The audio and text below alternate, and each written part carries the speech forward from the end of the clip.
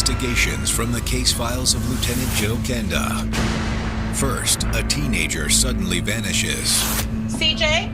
CJ? Does a mysterious phone call hold the key to solving her disappearance? She's about 16 years old, dark brown hair. This person claimed to be her brother, but she doesn't have a brother. Then, don't walk away from me. Two neighbors step into a messy dispute. Do you realize there's a bunch of dog poop all over your yard? That spirals into an all-out war. Son of a... She says I had to do it. I was afraid he was going to kill me. I'm coming in! Is this a young mother protecting her child or an irate neighbor responding out of revenge?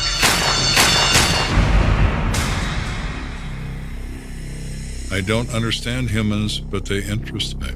Human behavior is very difficult to predict. I gave up doing that a very long time ago.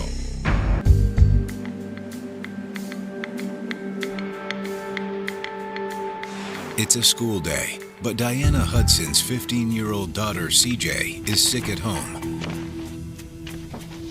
CJ, I'm home. I have your medicine. I'll bring it to you. Diane Hudson went to the pharmacy to give her daughter the medication that she needed because CJ was suffering from strep throat. CJ? CJ, honey. CJ? CJ? CJ! When she goes back to her daughter's bedroom, she's not there. Honey, where are you? Meanwhile, Lieutenant Joe Kenda is doing his best to see his way through another hectic workday. Did he give you a report number? The officer came by. Should have been on. 34 call for Kenda. The officer gave you. Go for Kenda. Do you have a date? I ran that plate. My office is often described as the Tower of Babel. The phones are ringing, the police radios are going off. 10-4. Did you check with the neighbors? I'm having 6 different conversations with people in front of me and another conversation on the phone. Copy that, Kenda out. Okay. Yes, Detective Ritz. I just got off the phone with a woman who thinks her 15-year-old daughter's been kidnapped. Seems pretty upset. She says the daughter's really sick, wouldn't have left the house on her own, that kind of thing. All right, let's check it out. If anything else that allows me to get away from this mountain of paperwork. Thank you. Thanks. Even though it's not a homicide, the nature of the call requires Kenda's Major Crimes Unit to investigate. This case is significant because Diana Hudson tells Ritz that she is convinced her daughter has been forcibly removed from her home. We are involved in all serious criminal activity, and kidnapping eminently qualifies. Thank you for coming. I just have this feeling in my gut that something is really wrong. Detective Ritz mentioned that your daughter's ill. Yes, CJ. Her name's Claudia Jane, and she just goes by CJ.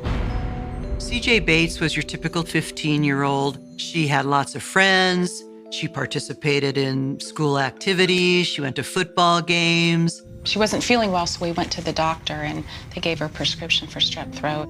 Diana explains she took her home and then got the prescription filled. When she gets home, that's when she finds she's missing. When I couldn't find her, I went to go use the phone, and that's when I heard that weird answering machine message.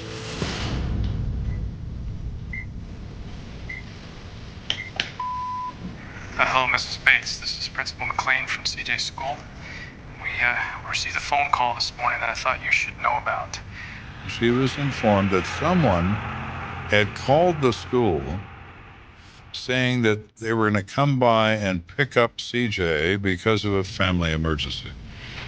Well, right away, if you hear that and you knew there was no family emergency, you'd be racking your brain thinking, who would have made this call? So, at your earliest convenience, please give me a call back here at the school, and we will talk to you soon.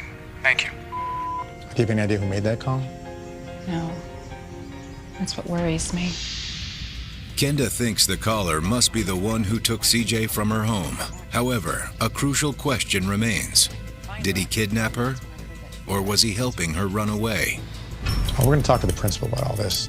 First, I need to ask you a few questions about CJ. Is that okay? Okay. How was your relationship with CJ? Does she have any problems with the family? No, everything's fine. Did CJ have a boyfriend or anything like that? No, she has some guy friends, but nothing serious or anything. She tells us she doesn't have a boyfriend that I know of, but she goes to school. She does well in school. Honestly, she's just a good girl. I know she didn't run away. I know it. What concerns me that this might be for real. This kid is sick. Strep throat is a serious illness. She's not going to be in any condition to willfully want to run away. She wants to go to bed. We take these things very seriously. So if you hear anything or think of anything at all, make sure you give us a call. Thank you. And we'll let ourselves out.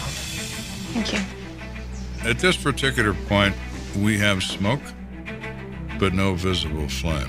I need to see flame.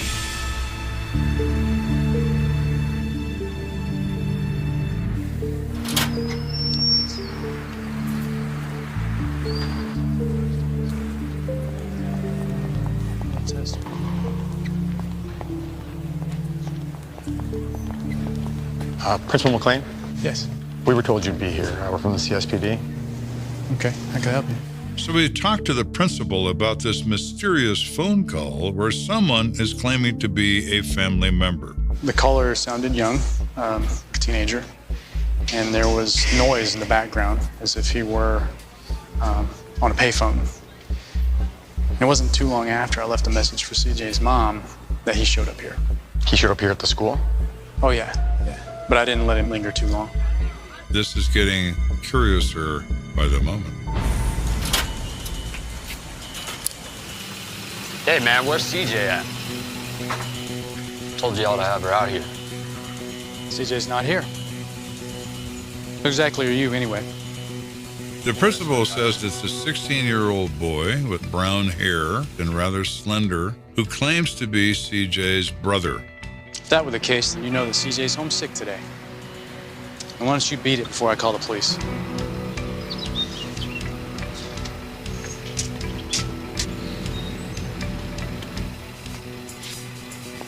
Had you ever seen him before? Does he go to school here? Well, I know I've never seen him before, so there's no way he goes here. And you don't know if CJ knows him? I don't. But I do know someone that might. The principal says that CJ is very good friends with a Kathy Wyatt, who is a student there, and directs us to speak with her. I can get her information for you if you'd like. That'd be great. Yeah, right this way.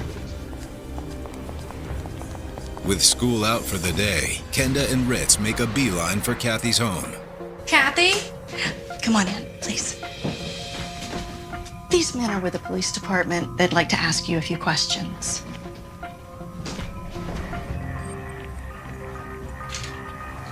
We'd like to talk to you about your friend CJ. CJ, is she all right? Oh, we hope so. We tell her that CJ has apparently disappeared. We're concerned that perhaps she's been taken away by force. Oh my God, I knew she wasn't at school today, but I thought that was because she was sick. What can you tell me about her? Kathy White explains that she and CJ are best friends.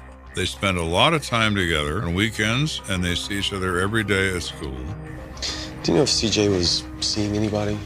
You mean like a boyfriend? Yeah. Well, not really.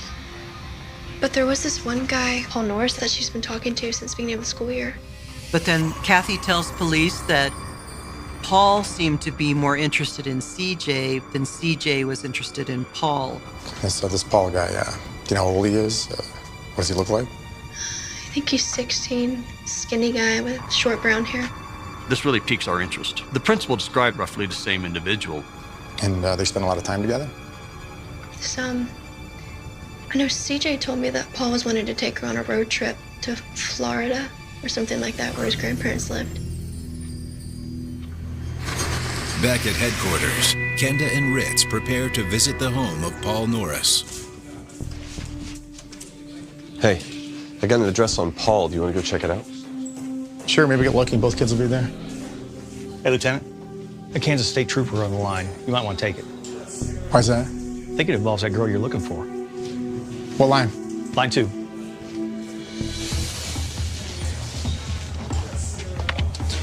Lieutenant Kenda, how can I help you? Hey, Lieutenant Kenda. This is Sergeant Poland from the Kansas State Police. The Kansas trooper explains he's in a hospital in Waukene, Kansas, and he has a deceased child on his hands whose name is Claudia Jane Bates. Has my case just gone from a missing person to a homicide? We're investigating the disappearance of a 15-year-old female, and then we get a phone call that C.J. Bates is dead in Waukene, Kansas. Hey, Lieutenant Kenda. This is Sergeant Poland from the Kansas State Police. We have a deceased woman here from Colorado Springs. Can you tell me what happened? It's a pretty horrific accident. She was in a pickup truck with two other individuals. One, Donald Martin and Paul Norris. They both survived. They're currently at the hospital. We know who was driving? At this point, we don't. All three occupants were ejected from the truck. Trooper Poland tells Kenda that when he arrived on scene, he found the truck upended on the side of the road.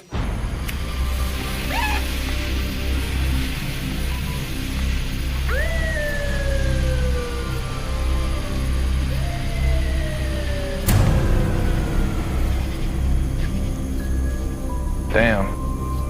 Yeah, brother, it's pretty bad. Poor girl, she got the worst of it. This is one vehicle involved. No other vehicles were involved. It appeared the accident began 50 feet away when, for some unknown reason, the pickup veered off the highway and hit a mile marker. The vehicle then swerved to the left. It's often referred to as overcorrection by the driver. Panic: when you hit something, you jerk the wheel to the left. The truck careened across the two lanes. He says the truck rolled at least 3 times. This causes the doors to open and passengers become thrown from the car.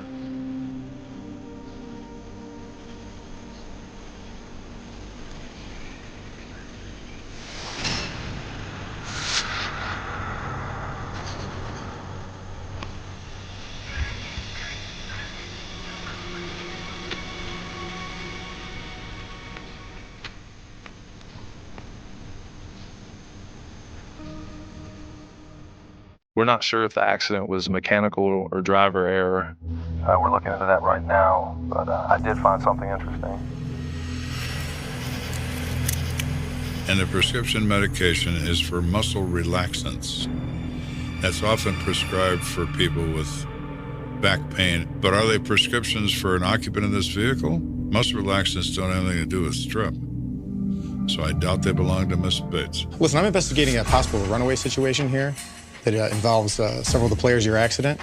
We explained to him that Paul Norris and his deceased girl had some kind of relationship. I know you're going to be speaking to the survivors for your own purposes. If you give me a call back and let me know what they say, it could possibly help us out here with our investigation. Okay. I'll call you back later and tell you what I've found out. I appreciate it. Thank you. Bye. The burning question is, did she go with him willingly or not? Hey, Mr. Norris. I'm glad you're okay. I heard you've been informed on what happened to Miss Bates. Yeah. What exactly happened out there? Norris tells him that this was a planned trip to Florida, that he, C.J. Bates, and Mr. Martin were going to Florida to see someone.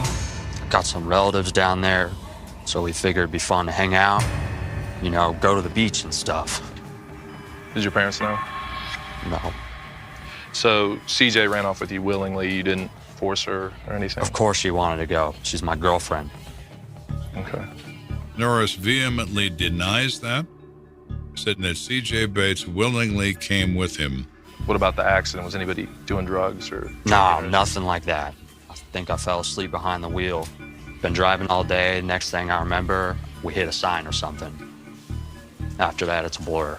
Next, Trooper Poland speaks with the other occupant of the truck, Donald Martin, and hears a similar story. So this was a trip that you guys had planned? Yes, sir.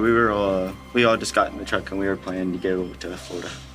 Do you know about what time the accident was? So it was probably around 9-ish. 9 o'clock? Yes, sir. Was anybody drinking in the car or anything? No, sir. No, sir. This is Kenda. Poland calls back to report that Mr. Martin says that C.J. willingly went with, just like Mr. Norris says. We don't have any reason to hold them right now, so. I think they'll be out of the hospital before long, and we're going to release them to their parents at that time. Our investigation will continue, but we're kind of leaning back towards the fact that maybe this was just a planned runaway situation.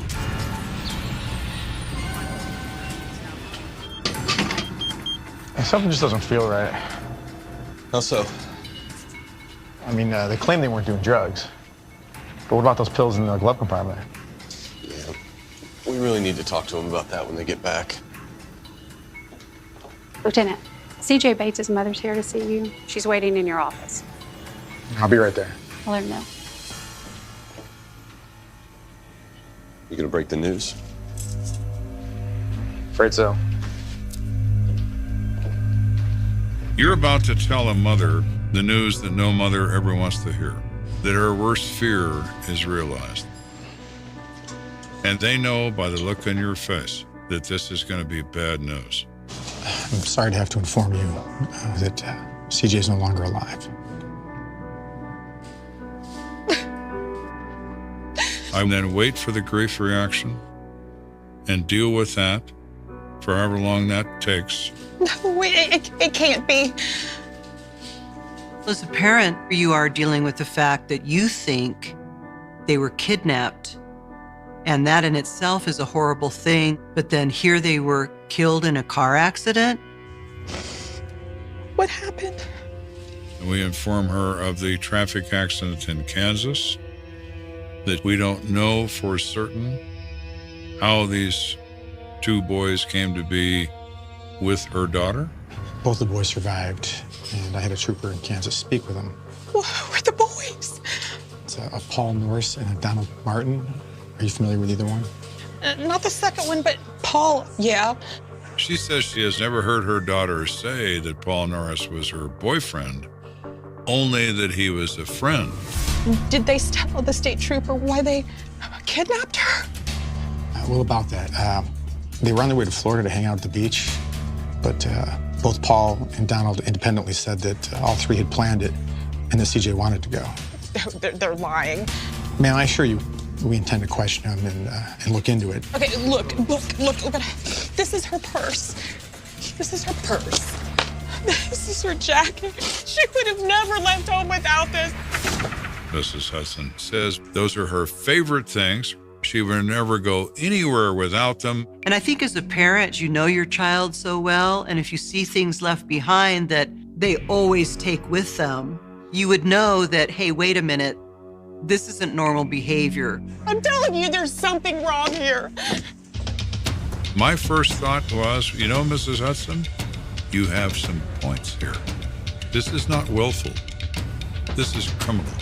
And somebody's going to pay a price for a dead 15-year-old girl.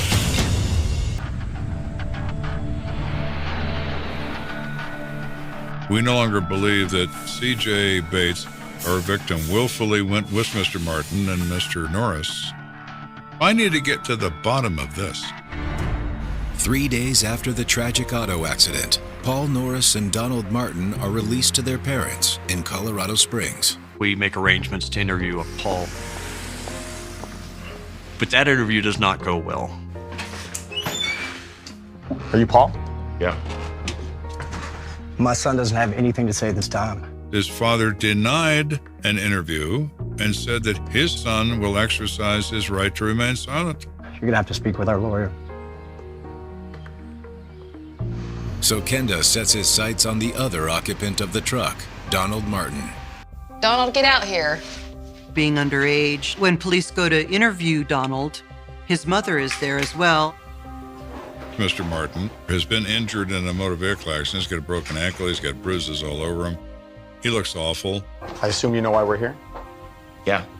This is what happened in Kansas and the girl, CJ. Right. We spoke with Trooper Poland and he told us your account of the events. Are you still sticking with that story? Because personally, we're not buying it. Young man, tell them the truth. Okay. So what happened? He tells us he had gone with Paul to pick up CJ at school and were turned away. So Paul then drove him over to CJ's house. I'll be back in a minute.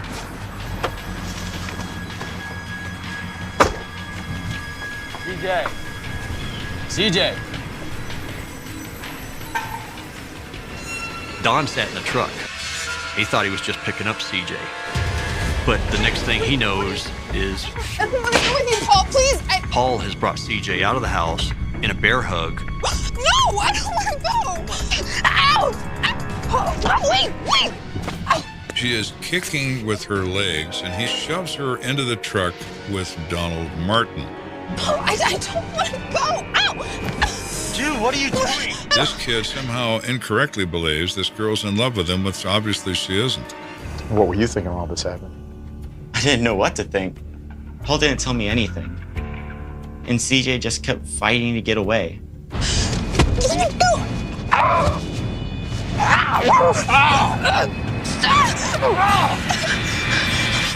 Let me go, please. And then all of a sudden he just took off in the car. I mean, it was insane. They were just kept screaming at each other. I didn't know what to do.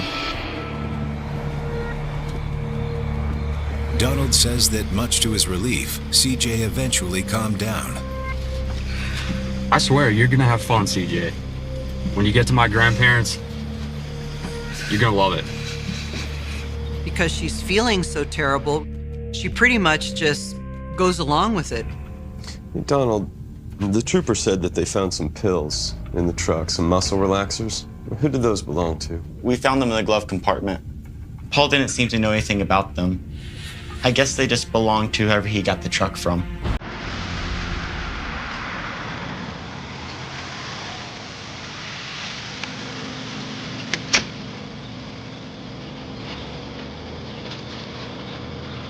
Hey man, what are those?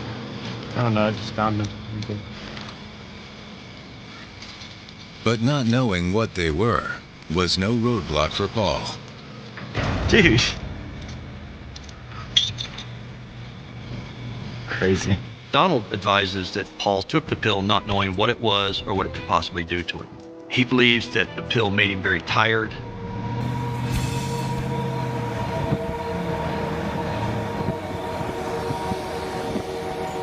Within 30 minutes of taking these pills, Paul falls asleep.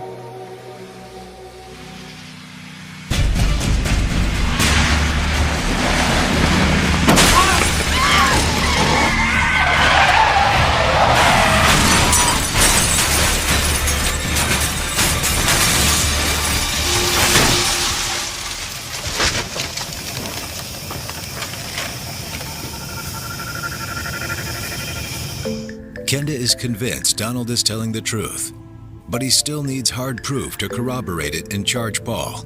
You mentioned that CJ bit you at some point? Oh yeah, and hard. I still have the marks to prove it. Paul has them too. He shows us the bite mark, and it's visible, obviously a human bite mark. And he says that Paul has them as well. Even if you've invoked your right to remain silent, we can still obtain a non-testimonial court order for identification to recover photographs of any injuries we believe to be on your body. Turn around. Face me.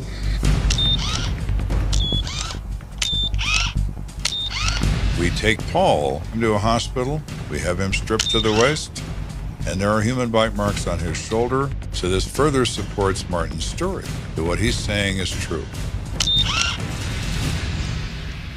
Lieutenant, I think we got what we need. All right, thank you, gentlemen. We'll be in touch.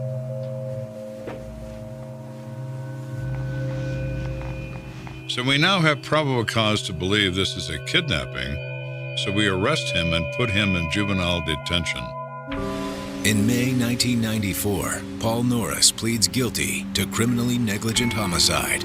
Paul is sentenced to 3 years as a result, which sounds a little weak, but that's what he gets. What ultimately drove this case is the adolescent mind.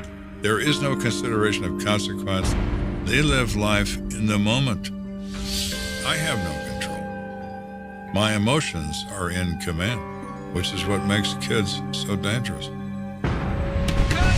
Coming up, a neighborly dispute ends in the worst possible way. These are neighbors getting into a heated argument that results in gunfire.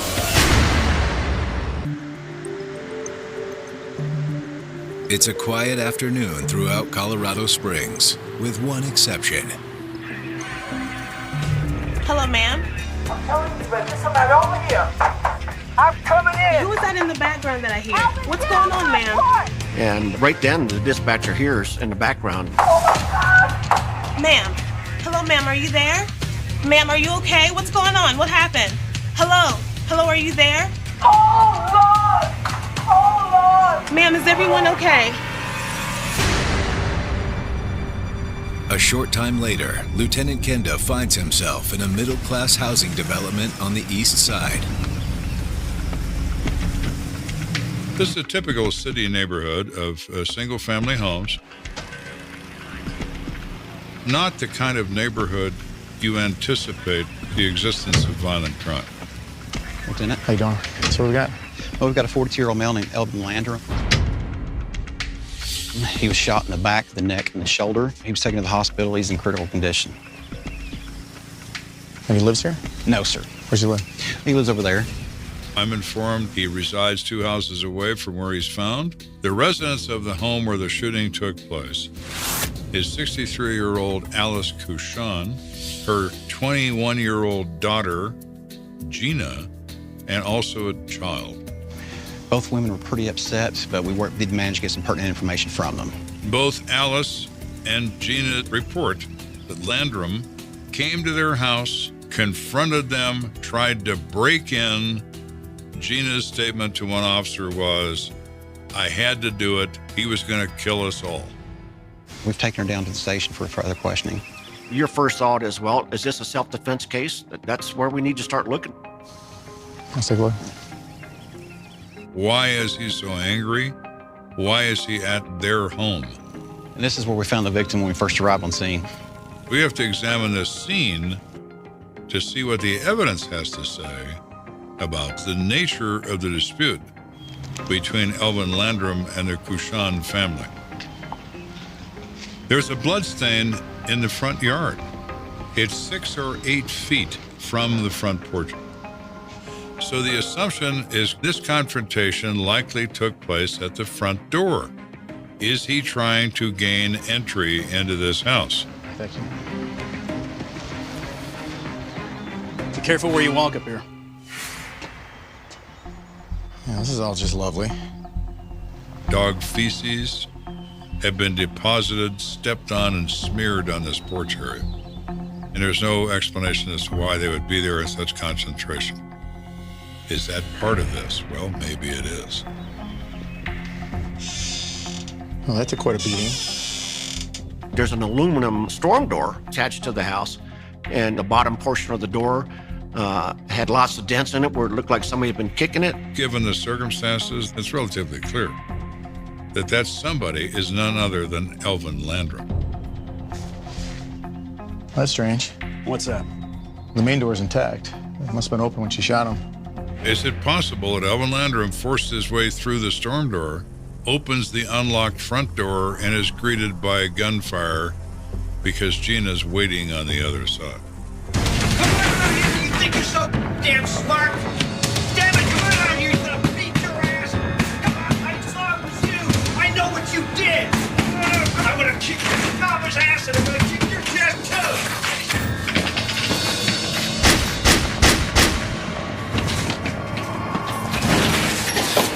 Mama, are you okay? Yeah, baby. In order to gather more information, Kenda has officers canvass the neighborhood. So you're not surprised this happened? I knew there was friction between the two families, but I had no idea what would lead to poor Elvin being shot. One of the officers comes forward with Gretchen Fitzgerald. She knows both families and has some knowledge of what's going on. Gretchen says it all started with 2 boys and a football. Come on, Weston.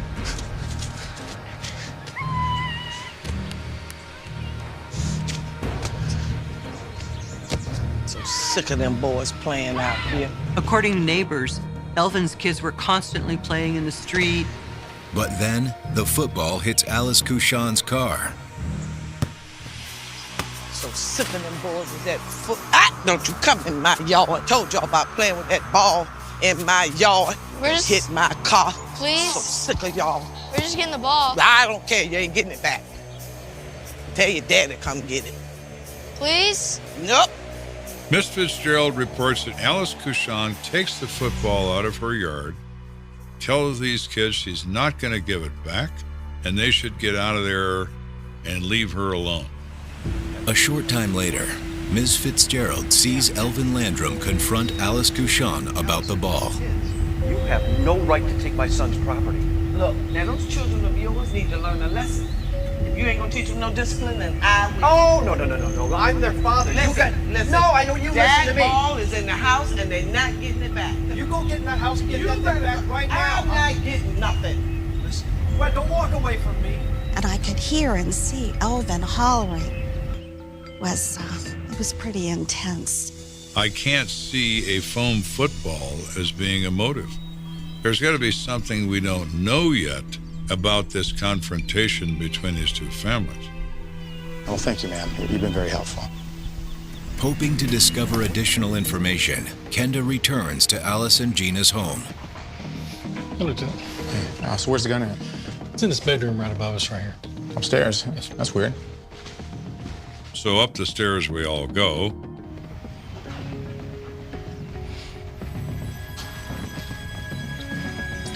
Is this exactly where you found it?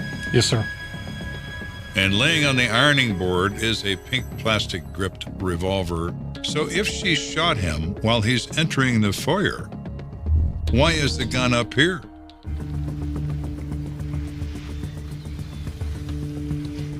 As I'm scanning this room, I notice that the window is pushed all the way up and it's open.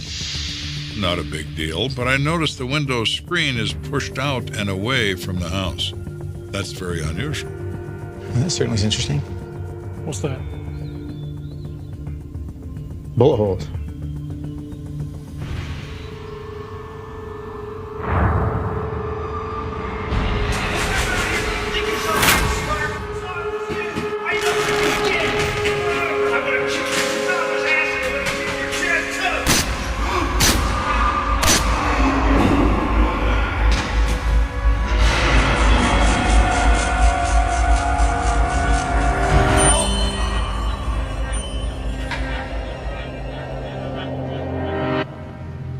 We know why the gun is up here, because it was used from up here, not from downstairs.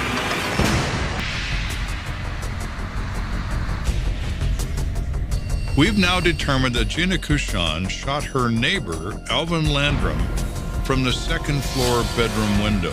How could this be self-defense if you're shooting at someone when you're on the second floor? And that's not the only question on investigators' minds. Now, at this point in the investigation, you have to figure out, well, why was Elvin Landrum even there that night? Kenda arrives at Memorial Hospital to speak with Elvin Landrum about what happened. Excuse me, doctor. I'm here to talk to Elvin Landrum. I'm sorry, Lieutenant, but Mr. Landrum is not going to be able to help you. Why is that? I'm informed that Mr. Landrum is in grave condition, unconscious, unable to respond. Doctors are very concerned about his survival. Thank you. Sure. So Kenda turns to Elvin's wife, Diane, for answers. Mrs. Landrum, I'm Lieutenant Kenda with the CSPD. I'm very sorry what happened to your husband. Do you mind if I talk to you for a minute? Yeah. Can you tell me a little bit about Elvin? We've been together about 6 years. He's such a wonderful man. He's a great dad, good husband. Elvin's wife tells them he was a loving father, a good husband. He had worked at Fort Carson. He had never had any problems with anybody before. Can you tell me what happened with the neighbors? Why he might have been shot? I'm not exactly sure. Elvin and I were both in the house together when the doorbell rang, and our neighbor, Nick, was outside when I opened the door.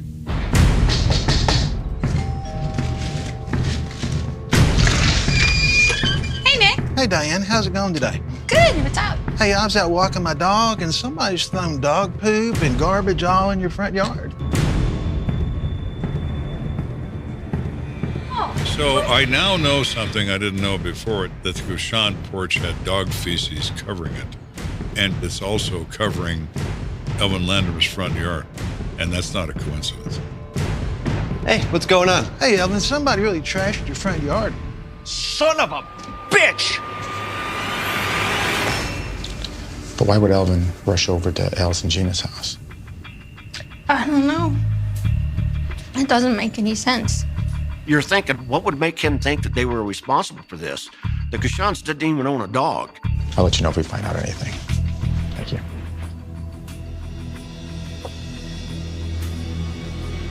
Kenda knows he needs to speak with the one person that can explain all of this, the shooter herself, Gina Kushan.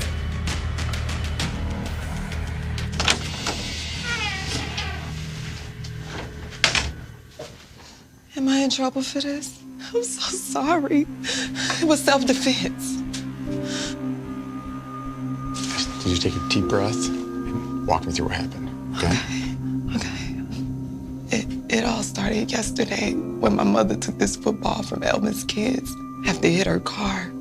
Gina says what we already know, that her mother became angry about that, came outside, picked the ball up, and she refused to give it to them. She was gonna give the ball back, but just wanted to teach them a lesson, you know? And then Elvin showed up, and I guess they kind of got into it.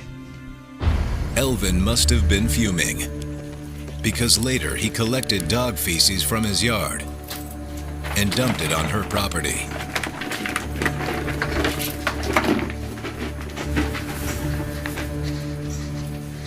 Then later on that day, I came out to take the trash out, and I smelled something awful.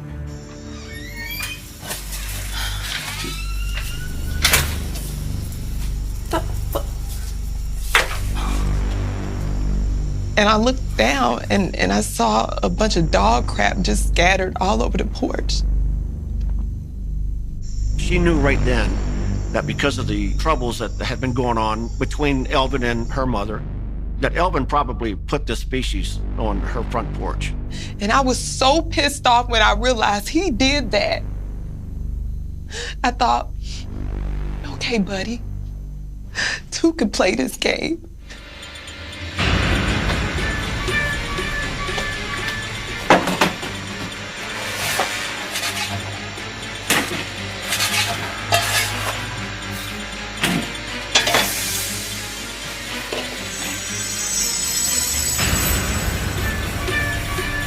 So she grabbed the shovel and shoveled that dog feces up.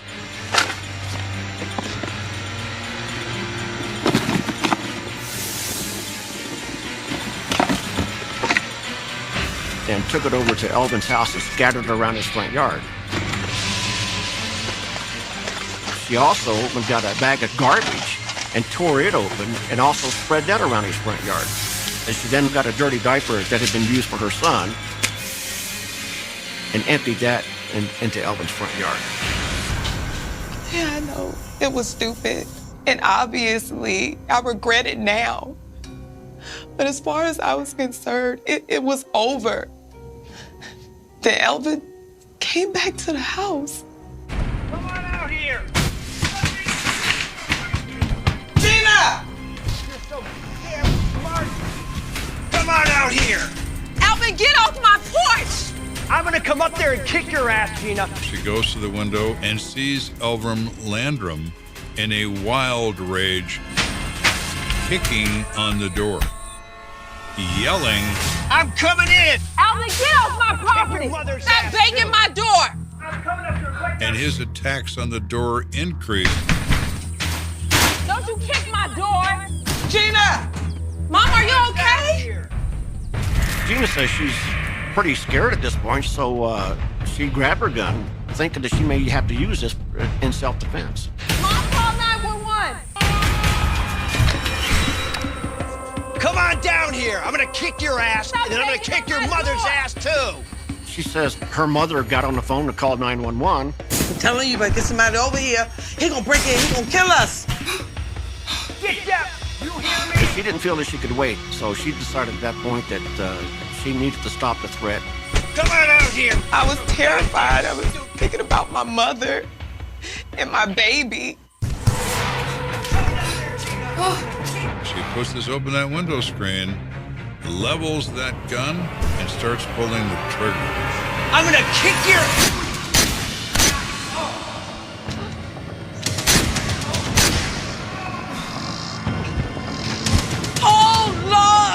Hello, ma'am, are you there? Ma'am, are you?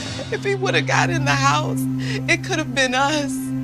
It could have been us. Gina is trying to protect her child and her elderly mother.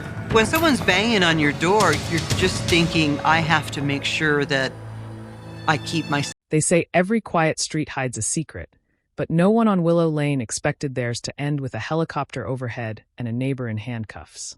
On a flat gray Seattle afternoon, nearly 3 decades after the fact, the thump of rotors beat low over the cul-de-sac as patrol cars slid into position and blue-red lights washed across the wet asphalt. Porch lights flicked on in broad daylight. Curtains lifted. Faces appeared behind glass. Officers in dark jackets moved up the sidewalk toward a beige, forgettable house at the dead end. The kind of place you notice only when the grass gets too long. The front door opened. A name was shouted. A man in a flannel shirt stepped out, blinking at the lights, confusion or shock frozen on his face. For years he had waved to delivery drivers, exchanged weather talk over trash cans, lent jumper cables, and returned Tupperware. Now his hands rose slowly as metal closed around his wrists. The cuffs clicked, phones came up, someone whispered 3 words that seemed to hang in the damp air. That cold case. That cold case began on another gray November morning in 1993. Back when Willow Lane still felt new and harmless, a little pocket of Seattle removed from the noise of the city. Kids chalked hopscotch grids on the pavement and chased each other between parked cars. Parents shouted names from porches. The evening news hummed in living rooms while dinner plates scraped clean. That was the year 24-year-old Emily Hart moved into the small corner house with the magnolia tree out front, arriving in a rattling hatchback full of mismatched furniture and thrift store dishes. She took the early shift at a downtown coffee shop, signed up for night classes in graphic design, and taped her schedule to the fridge with a smiling sun magnet. To her neighbors, she was the new girl on the corner.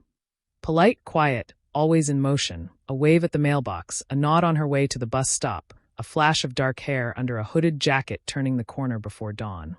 On November 3rd, 1993, those small rituals played out one last time. The rain came down in a fine, stubborn mist, soaking jackets, smearing tail lights, turning the street into a sheet of dark glass. Emily woke before 5, padded into the kitchen, and put water on to boil. Across the lane, a man walking his dog later told officers he saw the soft square of light in her window and a figure moving inside.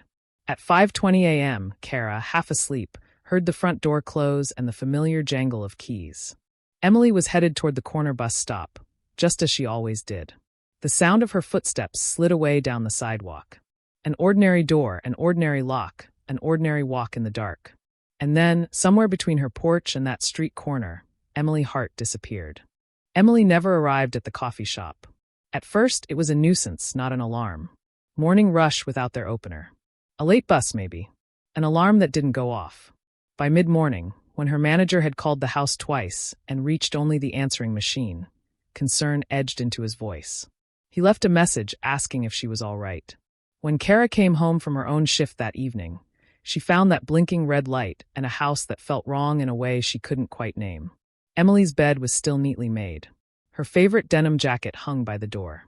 The bright yellow umbrella she called her Seattle armor leaned untouched against the wall. On the kitchen counter, beside a folded grocery list, lay her bus pass. Her wallet and keys were gone. Her sneakers were gone. Emily was not there to explain any of it. By midnight, Emily's mother was on the phone, her voice thin with panic. By sunrise, missing person report had been filed. Within 48 hours, Willow Lane slipped out of its easy routine and locked into a new rhythm of fear. Porch lights stayed on all night. Parents walked their kids all the way to the bus stop and waited there, eyes on every passing car. The local news ran Emily's school photo under the words mysterious disappearance, and anchors used phrases like Seattle cold case in the making, even as detectives insisted it was too soon for that label. The grainy image of her smiling face flashed across the city, and for a brief moment it felt impossible that someone so familiar could simply be gone without a trace. Police pulled what they could from the only camera near Emily's route, an old security system mounted above a convenience store on the main road by the bus stop. The tape was grainy, half erased by repeated recording, the lens streaked with rain. Headlights flared. Shapes moved in and out of shadow. Buses hissed to a stop and rolled away again. Somewhere near the edge of the frame, a dark figure appeared briefly, then vanished, but no one could say whether it was Emily or just another commuter. There was no clear shot of her getting on a bus. No obvious abductor stepping out of a car. Just static and movement and doubt. One neighbor's account did stand out, though it didn't look like much at the time. Across from the bus stop, a retired widow named Mrs. Holloway told detectives that on the morning Emily vanished, she had been awake and looking out her front window, as she often was before dawn. She remembered someone standing under the street lamp, just beyond the splash of yellow light. Tall, hood up, hands buried in pockets. They shifted from foot to foot like they were waiting for someone. She assumed it was another early morning worker. She never saw their face. She never saw Emily walk up. All she could give police was a feeling and a sentence that went into the report as a single line. Unidentified individual near bus stop, approximate 5:15 a.m. Search efforts ramped up fast. Officers and volunteers combed parks, vacant lots, and wooded trails in widening circles around Willow Lane. Flyers with Emily's photo were stapled to telephone poles, taped inside cafe windows, and tucked under windshield wipers downtown. The banks of the Duwamish River were walked slowly, eyes scanning for anything out of place. Hospitals and shelters were checked. Out-of-state relatives were called. Emily's bank cards showed no activity. Her phone never pinged a tower. There were no ransom demands, no confirmed sightings, no strange late-night calls to friends. It was as if she had stepped off her front porch and simply fallen off the map. Inside the precinct, her file sat near the top of the stack at first. Her photo was pinned to a board surrounded by arrows, dates, and names, co-workers, classmates, neighbors. A red line traced her last known path from the Magnolia house to the corner. Early reports used careful phrases like possible abduction and suspicious circumstances. As days slipped into weeks with no breakthrough, another phrase crept into the paperwork. No confirmed evidence of foul play. It was technically true, no body, no weapon, no witness to a crime. And it made her family feel like the horror they were living in was slowly being translated into something softer, bureaucratic, easier to file away. Somewhere in the paperwork, almost invisible in its ordinariness, was one more detail. At the very end of Willow Lane, in that beige house now boxed in by squad cars and camera phones, a new tenant had moved in just months before Emily disappeared. He paid his rent on time, kept his grass short, and parked his truck neatly along the curb. He nodded to neighbors but rarely lingered in conversation. No loud music, no shouting through thin walls, no rotating cast of visitors. When detectives knocked on his door in those frantic early days, he answered calmly, said he barely knew Emily beyond a wave across the street, said he hadn't seen or heard anything unusual that morning. His name went into the notes with dozens of others. Nothing about him stood out. He lived on Willow Lane as the search parties came and went, as flyers curled and yellowed on telephone poles, as children grew up and families quietly moved away. In 1993, Emily's disappearance had been a breaking news alert. Over time it became a story told to newcomers, a warning whispered to teenagers, a scar stitched into the identity of a quiet Seattle street. For those who had watched her walk that sidewalk with her bag over her shoulder, it never stopped feeling like an unfinished sentence time refused to complete. And now, decades later, with the helicopter circling low and officers leading the man from the beige house down his own front steps in handcuffs, that unfinished sentence finally, shockingly, began to form its next word. The sirens reached Willow Lane before the rumor finished crossing the street. A low, rising wail that made dishes vibrate in cabinets, made dogs bark, made everyone who'd been alive in 1993 feel something old and sour twist in their stomach. Curtains that had barely moved in years were suddenly alive, shifting as hands pulled them back. Phones lit up. Group chats chimed. Someone texted, "They're here for him." Someone else, "Is this about the cold case?" No one typed Emily's name, but everyone thought it. In every lit window, her face appeared for a second, not on a screen this time, but in memory, 24, dark-haired, smiling in that frozen school photo the news had used until the edges of it blurred in people's minds. On the driveway of the beige house, Officers formed a line. Commands snapped through the air, clipped and professional. Step outside. Hands where we can see them. Turn around. The man in the flannel, gray at the temples now, thicker around the middle, eyes blinking against the lights, raised his palms, fingers spread. A neighbor's camera phone zoomed in, pixels shaking. In the frame you could see his face, the porch light above him, the house number crooked on the siding. You could also see the reflection in the front window. Half the street gathered on the opposite sidewalk, flattened into a single ghostly blur. Somewhere in that blur, an old woman steadied herself with one hand against her railing, whispering, that's him from the bus stop," even though nearly 30 years had passed since she'd watched a shadow stand under the street lamp and shift from foot to foot in the rain. The cuffs closed with a dull double click. It was a familiar sound to the officers, a shocking one to the block. You didn't expect that sound next door. You didn't expect to hear it where you'd borrowed sugar and traded Christmas cookies. He glanced once toward the street, toward the faces, as if searching for anyone who might step forward and say there had been a mistake. No one did. 2 detectives flanked him, guiding him down the steps, boots thudding on wood. Behind the police line, someone's voice cut the air, too loud, too high. "What is this about?" A reporter's voice answered from somewhere near the curb. "Seattle's 1993 cold case sources say there's been an arrest." But it hadn't started with sirens. It had started, like most breakthroughs in old cases do, in a room with no windows and too many boxes. Months earlier, in the basement archive of the Seattle Police Department, a fluorescent light buzzed overhead as a young evidence tech named Robbie slid a cardboard box across a metal table. The label on its side was half faded, written in a cramped hand. Hart Emily, missing person, 1193. Beneath that, in red marker added later, someone had scrawled 2 words that altered the weight of the container as surely as if bricks had been added inside. Cold case. Dust puffed up when he cut the string and lifted the lid. Inside, old photographs, bagged items, typewritten reports with coffee rings blooming on the corners. 29 Novembers ago, someone had stacked these pages with the confidence that answers had to be in there somewhere. Over time, the file had been moved, reboxed, reorganized, but never solved. The department had started a cold case review initiative. Politicians called it a promise to families. Detectives called it another shot in the dark. They picked cases by a mix of criteria: solvability, evidence available, public interest. Emily Hart's file ticked all 3.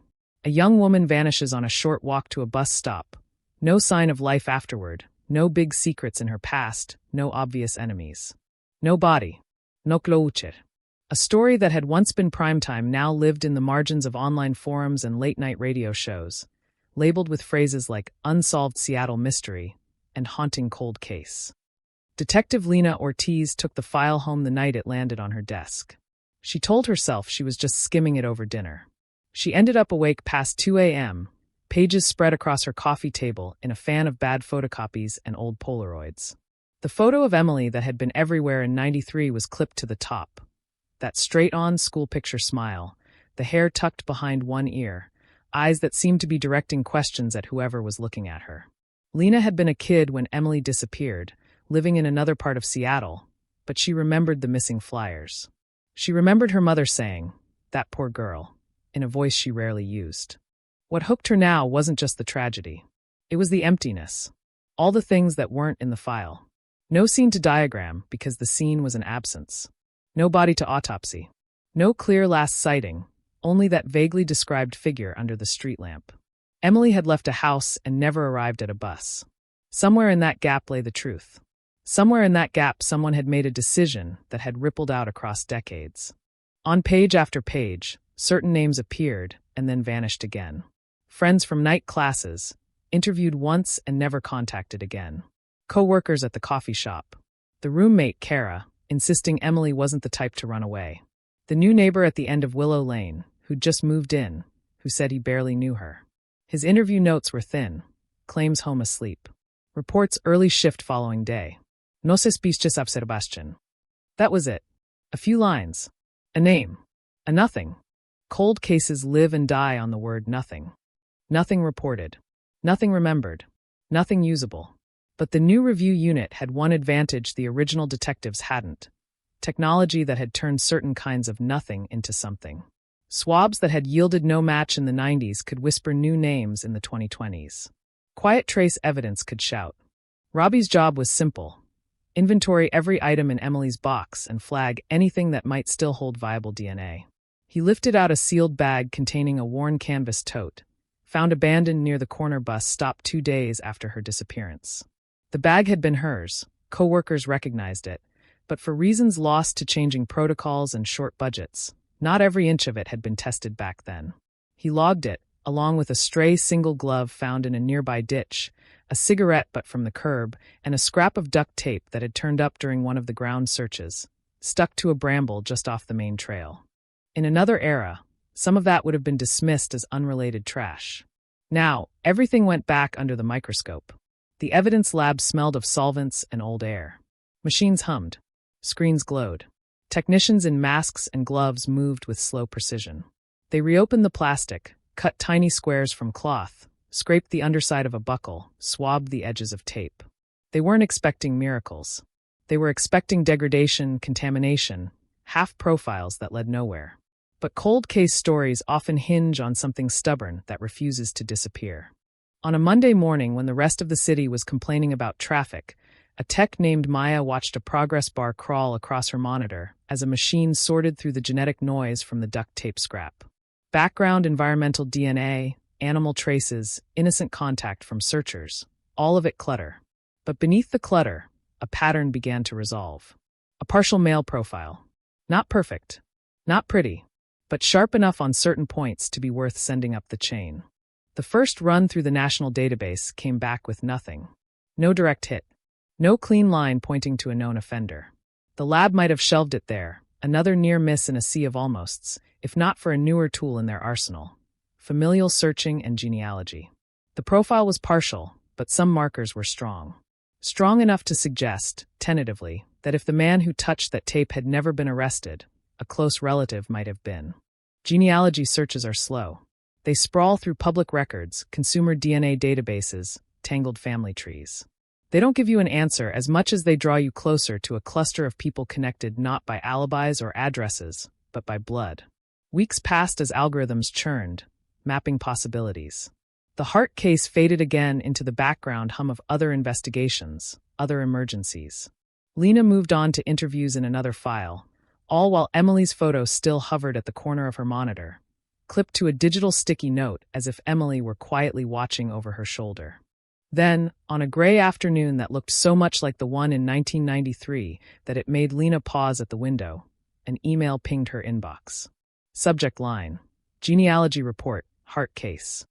The body of the message was clinical, packed with codes and probability percentages. But buried inside it was a detail that made the hair on the back of her neck stir. A likely relative link to a man who had once lived on Willow Lane. Not in the house with the magnolia tree. The other end. The beige house at the dead end. The name was familiar from the old interviews. Mark Ellison. Back then, he'd been in his 30s. Now he was pushing 60.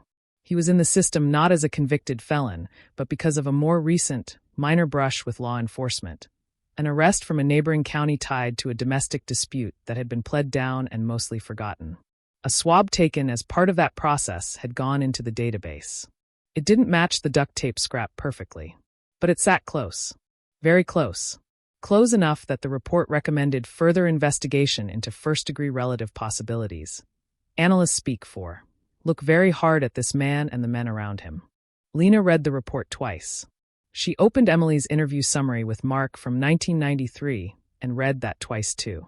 Barely knew her. Didn't see anything. Home asleep. Early shift.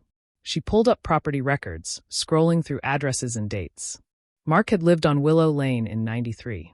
Moved away a few years later. No pattern of open violence in his file, nothing that screamed predator from a distance. Just a man who had slipped under the radar, wave at the mailman normal. She requested surveillance, quietly. No headlines, no visits to the family yet. Just eyes on Mark and a slow, methodical check of his history. Where he'd worked. Where he'd lived between Willow Lane and his current address. Back on Willow Lane again as of 6 years ago, a detail that felt almost too on the nose to be real. Who moved back to the scene of a disappearance unless they felt invincible. Or unless it no longer felt like a scene at all to them, Just a street where time had done the scrubbing? Detectives started showing up in unmarked cars at the edges of the cul-de-sac, blending in with delivery vans and rideshares. They watched Mark leave for work, return, take his trash cans out, shuffle his mail. They watched him mow the lawn, nod at joggers, accept packages on his porch. Ordinary movements, ordinary routines. Somewhere beneath them, a question throbbed. What had those same hands done in November 1993? Lena went back to the old statements from neighbors. Mrs. Holloway across from the bus stop, now in her 80s, had talked about the figure under the street lamp, the shifting silhouette. In 93, she hadn't recognized the shape. She hadn't wanted to, maybe. Fear blurs faces. Now, Lena brought a current photo of Mark and laid it down in front of the old woman in her living room, the TV murmuring a game show in the background. Mrs. Holloway's fingers trembled slightly as she lifted her glasses and leaned closer. "He looks older," she said, voice thin. "But the way he stands. The shoulders." She swallowed. Her eyes went distant, landing somewhere back in the rain. That morning, whoever it was, they stood like they were used to waiting. Not lost. Not looking for the bus schedule. Just waiting. She traced a small circle in the air, as if sketching the ghost of that figure's outline. "I always thought if I ever saw him again, I'd know. But you tell yourself you're imagining things. You don't want to accuse a neighbor. So you close your curtains." It wasn't a positive ID. It wouldn't hold up in court on its own. But it added weight to the growing stack on one side of the scale. DNA suggesting a family link to the scrap of tape. Geography placing him at the end of Emily's route. Behavior patterns that, in hindsight, felt off. Not because of anything he'd loudly done, but because of how thoroughly he'd managed to be nothing. Not memorable. Not suspicious. Just background. Quiet streets often trust the background. That's how a cold case is born. In the weeks leading up to the warrant, Lena barely slept. She played out every scenario, every possible hole a defense attorney could poke. There was still no body. No eyewitness to an actual act of violence. Just a spiderweb of threads tightening around one man. She knew what the headlines would say if they got it wrong. Cold case blunder. Decades-old pain reopened for nothing. She knew what it would do to Emily's family to raise their hopes again and then drop them. But she also knew what it meant to do nothing. Doing nothing was what had allowed Willow Lane to go 3 decades without an answer. So she pushed. She pushed for more lab work, more cross-checking. She pushed for a ground-penetrating radar scan of certain suspicious patches of earth along the Greenbelt where Mark liked to walk his dog. She pushed until a judge signed his name on the warrant for the beige house at the end of the street. And then, on that flat gray afternoon when the helicopters came and neighbors stepped out onto porches clutching their phones like talismans, she watched as her slow, quiet months turned into something loud and irreversible. From her vantage point on the sidewalk, shielded behind the hood of an unmarked car, Lena saw Mark look up as the officers approached. For a split second, before he schooled his face, she thought she saw something flicker there. Not confusion. Not outrage. Something closer to resignation. As if he had always known that one day the past might knock this way. As if every year he'd spent in that house had been borrowed time, and he had finally heard the click of the clock running out. They led him toward the waiting cruiser. Cameras flashed. A reporter shouted, "Mr. Ellison, do you have anything to say about the 1993 cold case?" He turned his head slightly, eyes scanning the cluster of lenses and faces. For the briefest moment, his gaze snagged on the magnolia house at the corner, its branches bare now, its paint a different color than it had been in Emily's day. The expression that crossed his face was unreadable from a distance. Whatever it was, it walked with him as the car door opened, and he ducked his head to get in. On Willow Lane, the quiet broke. Children asked parents what was happening. Parents said words like investigation and old case, and they think he hurt someone, their voices shaking. The phrase cold case drifted from porch to porch, no longer just a label on a file in a basement, but something alive again, pulsing through the nerves of a neighborhood that suddenly realized its long-sleeping ghost was fully awake. The door to the beige house opened with a low creak that sounded louder than it should have, the kind of sound that instantly rewinds time. Inside, the air was still heavy, faintly chemical, cleaner, maybe bleach layered over decades of dust. Detectives moved slowly, careful not to speak louder than necessary, every step echoing on tile. The living room was ordinary in the way only guilty rooms can be. Couch pressed to the wall, old television humming quietly, carpet worn smooth in a path from chair to kitchen. The walls carried framed landscapes bought from department stores, snowy mountains, sunsets, scenes that promised tranquility and hid everything else. On a side table sat a chipped ceramic mug that read, "World's Best Neighbor." Ortiz stood in the doorway, gloves tight on her hands, eyes scanning for the seams, the places where order covered memory. The beige house was a time capsule of what Mark Ellison wanted people to believe.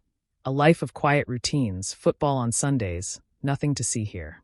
But in cold cases, she'd learned to look for the spaces between nothing to see. That's where the truth clings.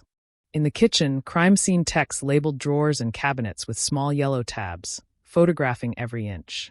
One of them, a veteran named Dorsey, crouched near the sink and called out, "Detective, check this."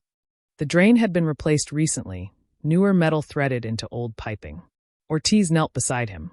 The work was too clean, too recent for a man whose home maintenance habits were famously lax. She added it to her growing mental list. Recent repairs, no receipts. In the basement, the smell changed, earthier, colder. Fluorescent bulbs buzzed above a cluttered workbench. Jars of nails, screws, bits of wire lined the shelves. A single folding chair sat against the wall, facing nothing. On a pegboard, tools hung in perfect symmetry, each one marked by its outline in black marker. Hammer, pliers, duct tape roll. The tape caught her eye first. Duct tape. Same gray brand still sold everywhere. She bagged it for testing. Then the chair, too deliberately placed, not used for comfort. When she bent to look closer, a faint stain marred the concrete nearby, just at the edge of the workbench's shadow. It was old, sunk into the pores of the floor. Dorsey swabbed it, the liquid from his vial darkening the patch to rust red. Blood presumptive test, positive. Ortiz straightened, eyes narrowing. Get full samples. Every centimeter. Upstairs, another team began opening closets. Old coats, boxes of tools, stacks of yellowing newspapers. One tech pulled down a sealed plastic bin labeled Christmas decor. Inside were strings of tangled lights, a cracked snow globe, and at the bottom, a folded denim jacket, small, faded. When he lifted it out, the scent of old rain filled the air, a musty, metallic ghost of something once living. The label inside the collar read Windcrest. Ortiz's heart kicked once, hard. Emily Hart's roommate, in the original report, had mentioned a denim jacket, the one she wore almost every day. It had never been found. Until now. The room went still. Cameras flashed. Evidence bags opened. The jacket slipped inside the plastic, the faint click of the seal sounding like the closing of a door that had been opened too long. They found more. A box of cassette tapes labeled only by dates, spanning from the late 80s to the early 2000s. Most were blank, some warped by heat. A few still had recorded audio, radio static, snippets of TV dialogue, ambient noise, nothing intelligible. Yet, one tape caught Ortiz's attention. Its label read simply NOV 93. It wasn't marked with the same handwriting as the others. The ink was heavier, the letters uneven. She slid it into a bag herself. Later, the lab would digitize it, run filters, clean the sound. But even before that, she felt the weight of it. 32 years trapped on a magnetic ribbon waiting. While techs worked, Ortiz stepped outside for air. Rain had started again, fine mist turning the street to silver. The neighbors still watched from behind blinds, their silhouettes framed in yellow light.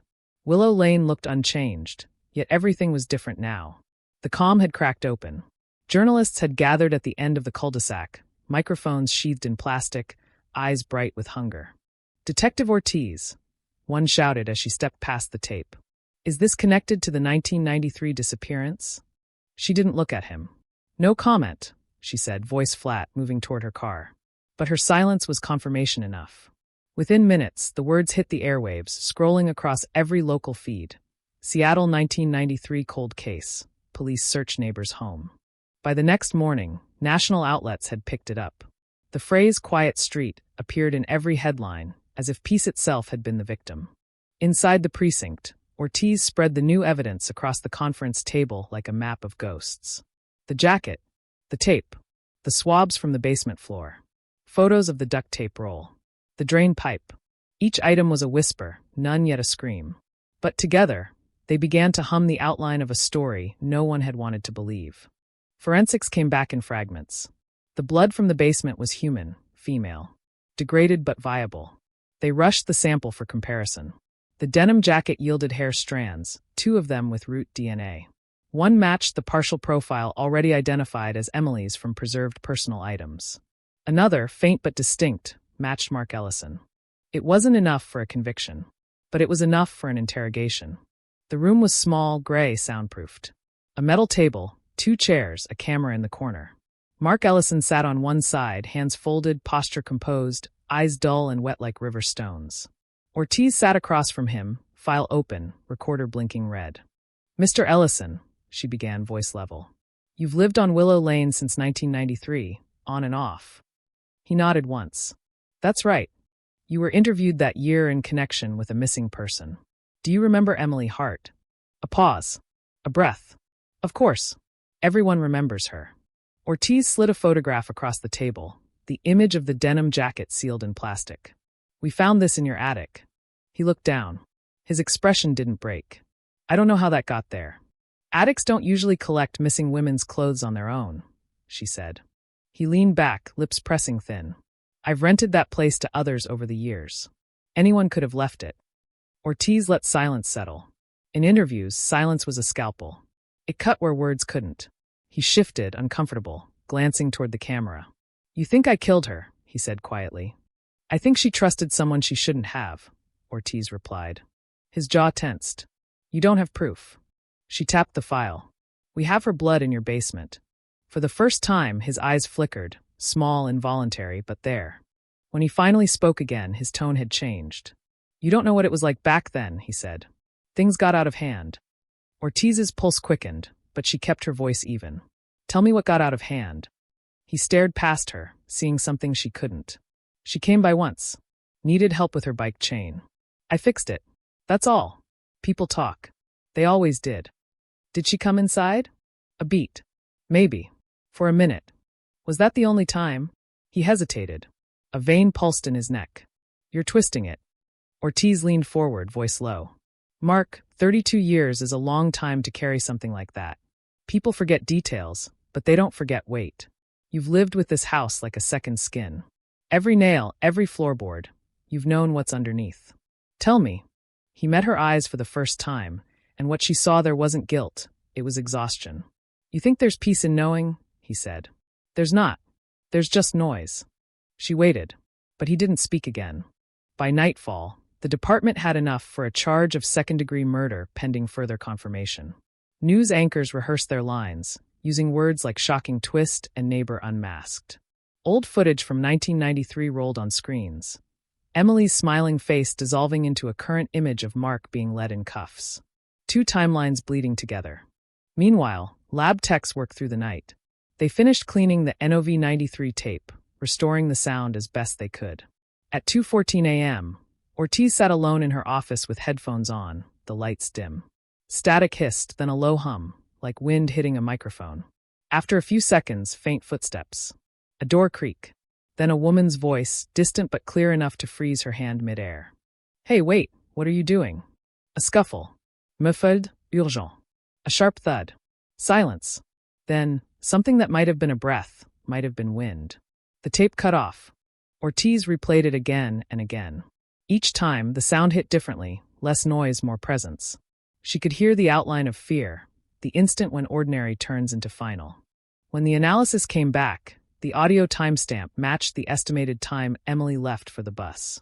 The microphone had been part of a cheap cassette recorder, one of the same model found in Mark's workshop, with its record button worn smooth. It wasn't a confession. It wasn't a face on film. But it was her voice. After 32 years, Emily Hart's voice had finally spoken again. In the days that followed, Willow Lane became a shrine of memory and spectacle. Reporters broadcast live from in front of the Magnolia House. Strangers left flowers on the corner near the bus stop. Someone hung a sign that read, "Welcome home, Emily," in uneven handwriting. But for Ortiz, the victory felt hollow. They still hadn't found her body. The basement tests, the tape, the jacket, all pieces of a puzzle that didn't show the whole picture. She drove the length of Willow Lane one night after the crowds had gone, headlights cutting through the drizzle. The street looked smaller than she remembered, almost fragile. She stopped at the end, by the taped-off beige house. Rain tapped the windshield.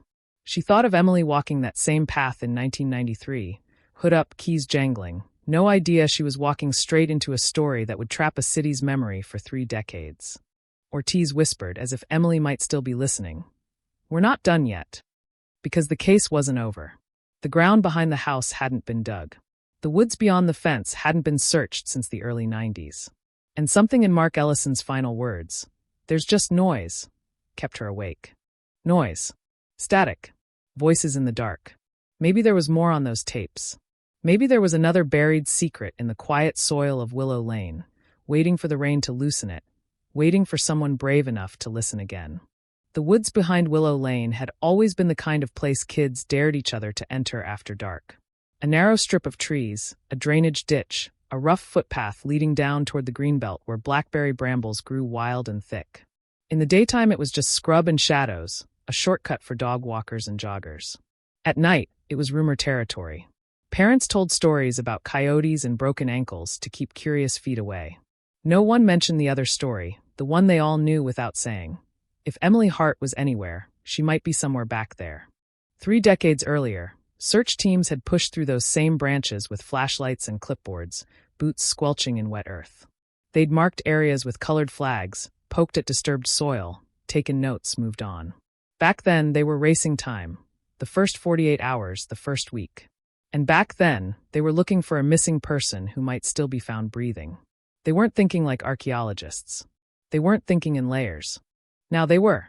On the morning after Mark Ellison's arrest, the greenbelt was no longer a backdrop. It was a scene. Yellow tape crisscrossed between trees. Crime scene tents bloomed like pale mushrooms under the branches. Portable lights flooded patches of ground with harsh white, cutting the forest into zones.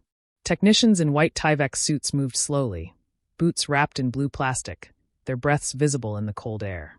The hum of a generator blended with the low murmur of voices and the occasional crack of a twig. Ortiz stood at the edge of the taped perimeter, watching the ground-penetrating radar unit crawl across the earth like a cautious insect. The device sent signals down into the soil, mapping density, bouncing back when it hit something different, rock, pipe, bone. The screen operator, a quiet man with a beard and coffee shaking in his hand, called out coordinates every few minutes.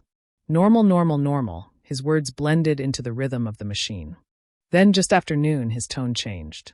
Detective, you're going to want to see this. On the screen, the soil layers looked like stacked lines. Uniform, predictable.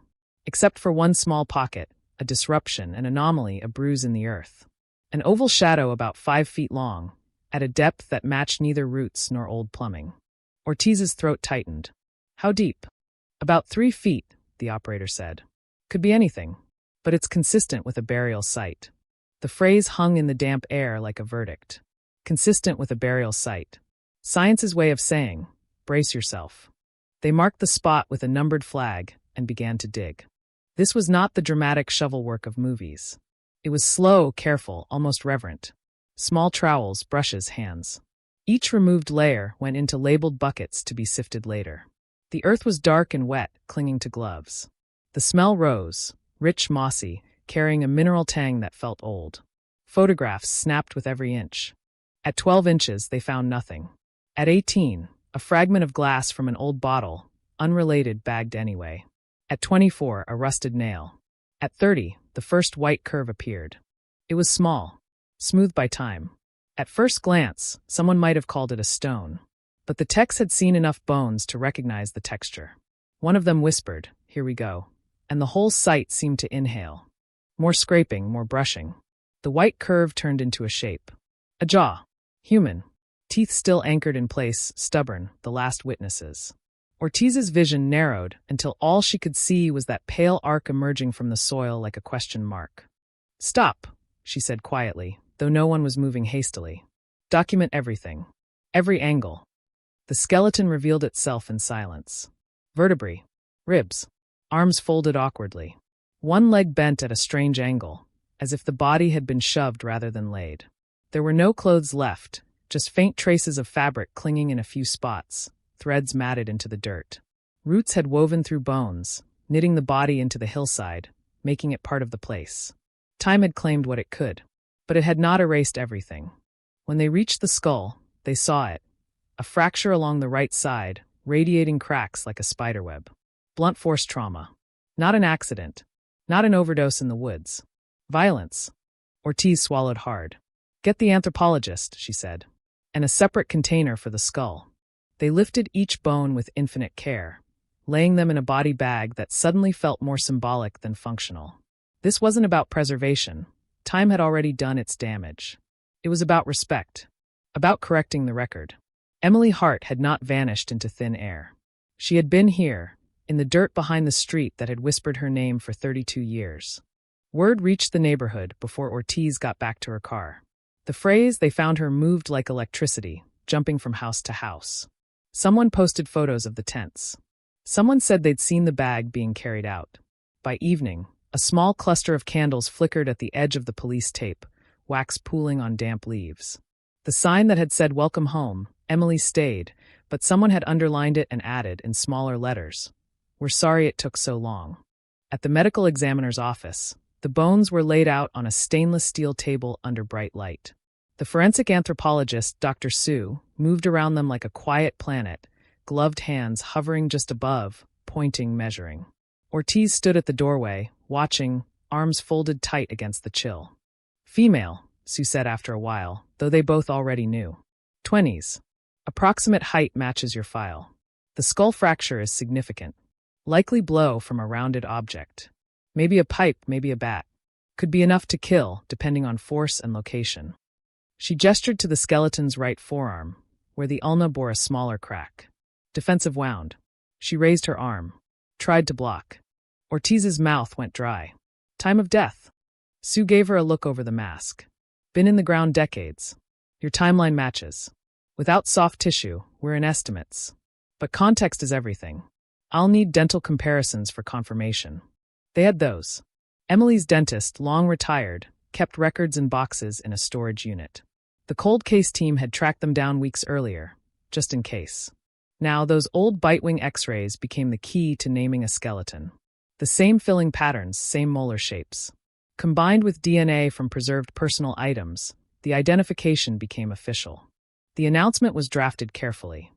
Remains discovered in wooded area behind Willow Lane have been positively identified as belonging to Emily Hart, missing since November 3, 1993. The case is now being investigated as a homicide. A suspect is in custody. For most of Seattle, it was a 2-minute segment between weather and sports. For Willow Lane, it was everything. For Emily's mother, sitting alone in a small apartment 2 states away, it was the phone call she'd rehearsed in her nightmares. She listened as Ortiz's calm voice delivered the words, her breath hitching on the other end of the line. She was close, her mother whispered, more to herself than to Ortiz. All this time so close. Ortiz closed her eyes briefly. "I'm sorry," she said, knowing how useless it sounded. "But we found her. We can bring her home. And we're going to fight like hell to make sure what happened to her is answered for." Answered for, the older woman repeated, like she was tasting the phrase. "Do you know why?" Her voice cracked on the last word. "No," Ortiz admitted. "Not yet, but we know who had access. We know where she ended up. We're narrowing the chain between those 2 points." After the call, Ortiz sat in her car in the precinct lot, hands wrapped around the steering wheel, eyes unfocused. The case file had gone from abstract to tactile. There were bones now. Aggrave. A trajectory. The story was thickening, but its center was still hollow. Motive, sequence, confession. Back in the interview room, Mark Ellison's lawyer had arrived. A neat man in a dark suit and expressionless eyes, he sat beside his client like a shield. Mark himself looked more worn than before, stubble shadowing his jaw, the initial stiffness of indignation replaced by something looser, more dangerous. The cold calm of someone who has decided not to talk. "For the record," the lawyer said, voice smooth, "Mr. Ellison maintains his innocence." Ortiz slid photographs across the table anyway. The denim jacket, the basement stain, the grave, the skull fracture. She watched his face carefully. People can train themselves not to talk. They can't always train their skin not to react. When his gaze hit the photo of the bones in the earth, his throat bobbed once. His fingers flexed just slightly against the tabletop. His lawyer placed a hand on his arm, a small, warning pressure. "You lived less than 100 feet from where she was buried," Ortiz said, voice low. "You own the property right up to the tree line. Your DNA is on her jacket. Her blood is in your basement. Help me understand how that happens if you barely knew her. The lawyer jumped in. Detective, unless you're presenting new evidence, my client will not be answering further questions at this time. New evidence? Ortiz echoed. We dug a grave in his backyard. That's new. Mark's eyes flickered up to meet hers. For a heartbeat, something flashed there, fear, anger, recognition. She couldn't tell. Then his gaze dropped again, fixed on a crack in the table. Silence settled in, thick and impenetrable. They left the room with no confession, no explanation. The weight of the case shifted again, from the interview table to the courtroom, from speculation to argument. Prosecutors began to sketch their narrative. Emily leaves home, is intercepted by a trusted neighbor offering a ride or a shortcut out of the rain. She enters his house. An altercation occurs, unwanted advance, rejection, anger. A blow. Panic. A hurried burial in the woods he knows too well. It was a clean story. Too clean, Ortiz thought. The kind of story juries like. The kind that flattens every jagged edge into a straight line. Outside the legal system, another story was taking shape. Online forums lit up with theories. Podcasters recorded emergency episodes titled things like Seattle's Coldest Case Thaws and Neighbor Next Door Nightmare.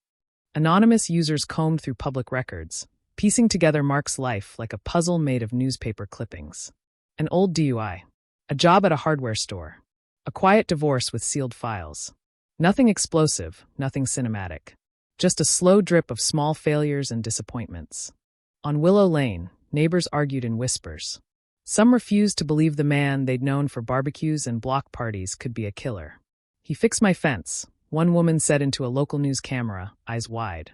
He helped my son change a tire. Monsters don't do that. Others confessed that they'd always felt something off.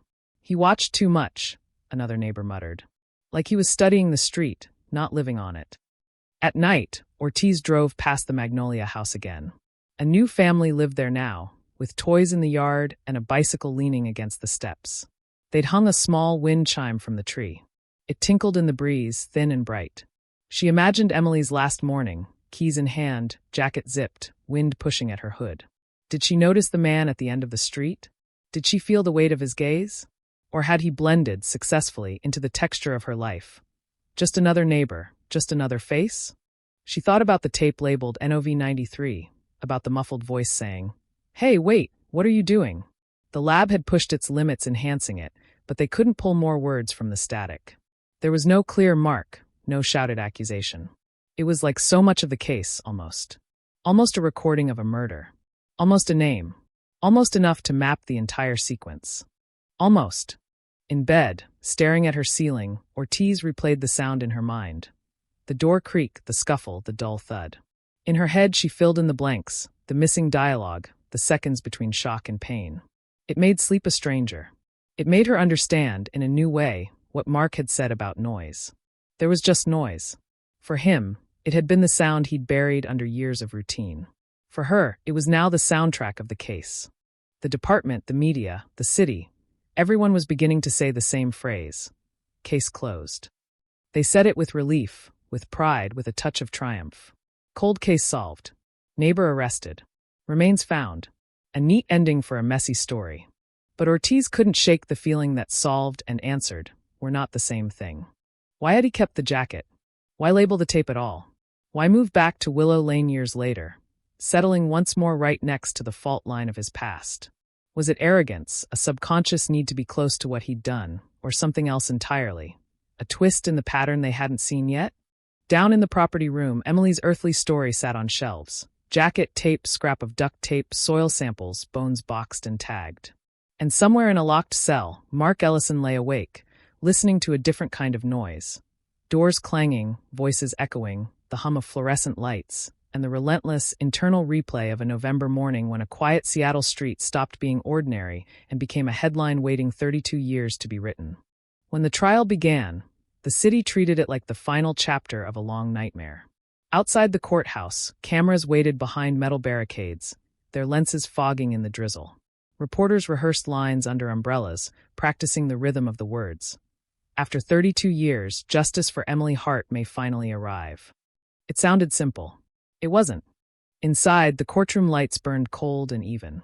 Rows of wooden benches held faces from different decades. people who'd grown older waiting for this day. At the front, Mark Ellison sat between two attorneys, gray hair combed back, eyes fixed straight ahead. He wore a navy suit that didn't quite fit, his wrists hidden beneath the cuffs. He looked like any tired man dragged into the machinery of the law. That, Ortiz thought from her seat behind the prosecution table, was the most dangerous thing about him. How ordinary he looked. The prosecution began with precision. A PowerPoint of evidence. Photos of the basement, the recovered duct tape, the denim jacket sealed in plastic, the radar scans of the grave. The state's attorney, a woman named Carver, paced slowly, each word measured. "Ladies and gentlemen of the jury," she said, "this is not just a case about a disappearance. This is a case about control. About a man who thought he could erase another person's life and rewrite the neighborhood around the absence." The defense countered with an old story. Contamination, coincidence, too much time. 32 years, the lawyer said, turning to the jury. That's longer than some of you have been alive. Think about what happens to memory in that time. To evidence. To perspective. He gestured toward Mark. This man has lived quietly, worked, paid taxes, helped his community. He's not the monster these headlines want you to see. The evidence is patchwork, the timeline full of holes. This is not proof beyond reasonable doubt. This is nostalgia disguised as justice. The words landed heavier than Ortiz expected. Juries liked clean certainty, but cold cases were built on fragments. She watched their faces as the defense spoke, the doubt forming, the pull between reason and empathy. Then came the witnesses. First, Mrs. Holloway. Small, frail, voice trembling like tissue paper. She described the figure under the street lamp on that November morning, the way the rain glowed around them. "I always told myself I was mistaken," she said, eyes glistening. "I wanted to believe that." She looked at Mark. "Now I wish I hadn't." Next came the forensics team, explaining the DNA matches, the partial profiles, the statistical odds. Charts filled the screen, bars, percentages, probabilities that looked more like math than emotion. The jury nodded, confused but persuaded by the confidence in the expert's tone. Then came the audio, the NOV93 tape. The court went still when the playback began. Static. Wind. The faint voice. "Hey, wait, what are you doing?" Then the scuffle, the dull thud, the cut of silence. Somewhere behind Ortiz, someone gasped. Another muffled a sob. Mark didn't flinch. When the sound ended, the prosecutor let the silence hang for a full 5 seconds before she spoke. "That's the moment a life ended," she said. 32 years ago, in the rain, not far from where you sit." The defense objected, speculation, emotional manipulation, but the damage was done. The room had changed temperature. Over the next week, the narrative built itself like scaffolding. Emily leaves home. Mark intercepts her, confrontation, panic, violence, burial. Each piece connected by logic, not proof. A cold case could rarely give you proof. It gave you direction and decay, and you built the rest from there. When Mark took the stand, his lawyer's tone shifted, part defiant, part desperate. "Mr. Ellison," he began, "did you kill Emily Hart?" Mark's voice was hoarse but steady. "No, I did not." "Did you know her?" "She was a neighbor. I barely spoke to her." "Did you ever have contact beyond that?" "No." Carver stood. "Mr. Ellison, do you recognize this jacket?" He glanced at the evidence bag. "No. It was found in your attic." He turned to the jury. "I've rented that attic to others. I didn't even know it was up there. And the blood on your basement floor? Old house. Who knows what was spilled there before me?" She stepped closer. "And the tape labeled NOV93? The one found in your workshop." He hesitated. "I recorded radio shows sometimes. I like static noise. Helps me sleep." Ortiz watched the jury's faces. Some frowned. Some scribbled notes. Some avoided looking at him entirely. The cross-examination ended with a single question. Carver leaned forward, eyes cold. "Mr. Ellison, why did you move back to Willow Lane after all those years?" Mark's gaze flicked toward the gallery, maybe searching for a face he knew. "It's quiet there," he said. "It feels like home." The words slid across the courtroom like oil on water. They didn't sound like comfort. They sounded like possession. By the third week, the trial had consumed the city. Local news ran retrospectives on 1993, complete with nostalgic music and archive footage. The coffee shops, the cars, the bus lines that no longer existed. People who'd been children when Emily vanished gave interviews about how it had changed the way they saw safety. Commentators debated whether justice delayed could ever be justice fulfilled. Ortiz avoided the coverage. She buried herself in paperwork, cross-checking every old lead in case the defense found something she hadn't. But late at night, she found herself watching one clip over and over, the footage of Mark's arrest. The way he looked at the Magnolia house as they led him away. There was something in that look she still couldn't read. Not guilt, not surprise, maybe grief, maybe memory, maybe both. On the 12th day of testimony, something shifted. The defense called an unexpected witness, a man named Trevor Cole, who had rented a room in Mark's house in 1998. He testified that Mark kept boxes of old tapes and sometimes left them recording overnight, just to capture the rain. He also claimed he once saw a denim jacket in the garage that looked similar to the one in evidence. He said it belonged to a girl who'd moved away, Trevor told the court. Didn't seem suspicious. Carver asked one question on cross. Mr. Cole, did Mr. Ellison ever mention Emily Hart by name? No, ma'am. Thank you. No further questions. But Ortiz could feel it, the thread of doubt pulling again. The defense didn't need to prove innocence. They only needed to scatter shadows. When closing arguments arrived, the air felt electric, like the pause before a storm. Carver's voice cut through it, sharp and deliberate. 32 years, she said. That's how long this city has been haunted by silence. Every inch of evidence points to one person. Not the rain, not time, not bad luck. One man. You can't undo the past, but you can end the silence. The defense followed with a softer tone. You are being asked to convict a man because he lived near tragedy, because he is convenient to blame. The science is inconclusive, the memories unreliable, the story stitched together from fragments. Reasonable doubt isn't a loophole, it's the cornerstone of justice. The jury disappeared behind the door. Hours stretched. The courthouse emptied, refilled, emptied again. Rain ticked against the windows like a metronome. Ortiz sat in the hallway, eyes on the clock, feeling every minute drip like water torture. Somewhere in the building, Emily's mother waited with a folded handkerchief in her lap. Mark's sister, who hadn't spoken to him in years, stared at her shoes. The world outside kept moving, cars splashing through puddles, people checking phones, headlines updating. Jury deliberates in 1993 Seattle cold case. After 19 hours, the bailiff appeared. They've reached a verdict. The room refilled in seconds. Reporters squeezed into the back. The four persons stood, paper trembling slightly in hand. The clerk read, "On the charge of murder in the second degree, we find the defendant, Mark Ellison, guilty." A sound rose from the gallery, part gasp, part release. Emily's mother closed her eyes. Ortiz exhaled slowly, her fingers curling into fists. Across the room, Mark didn't move. The verdict hit him like weather. Accepted, endured, not fought. When the judge asked if he had anything to say before sentencing, he finally spoke, voice low but clear. "I never meant for it to happen." No one breathed. He looked at Ortiz. "You dig long enough, you find things you weren't supposed to. That's what people don't understand about noise. It doesn't stop when you cover your ears. It just keeps moving through the walls." Then he smiled, barely, the kind of smile that didn't reach his eyes. She wasn't the only one. The room froze.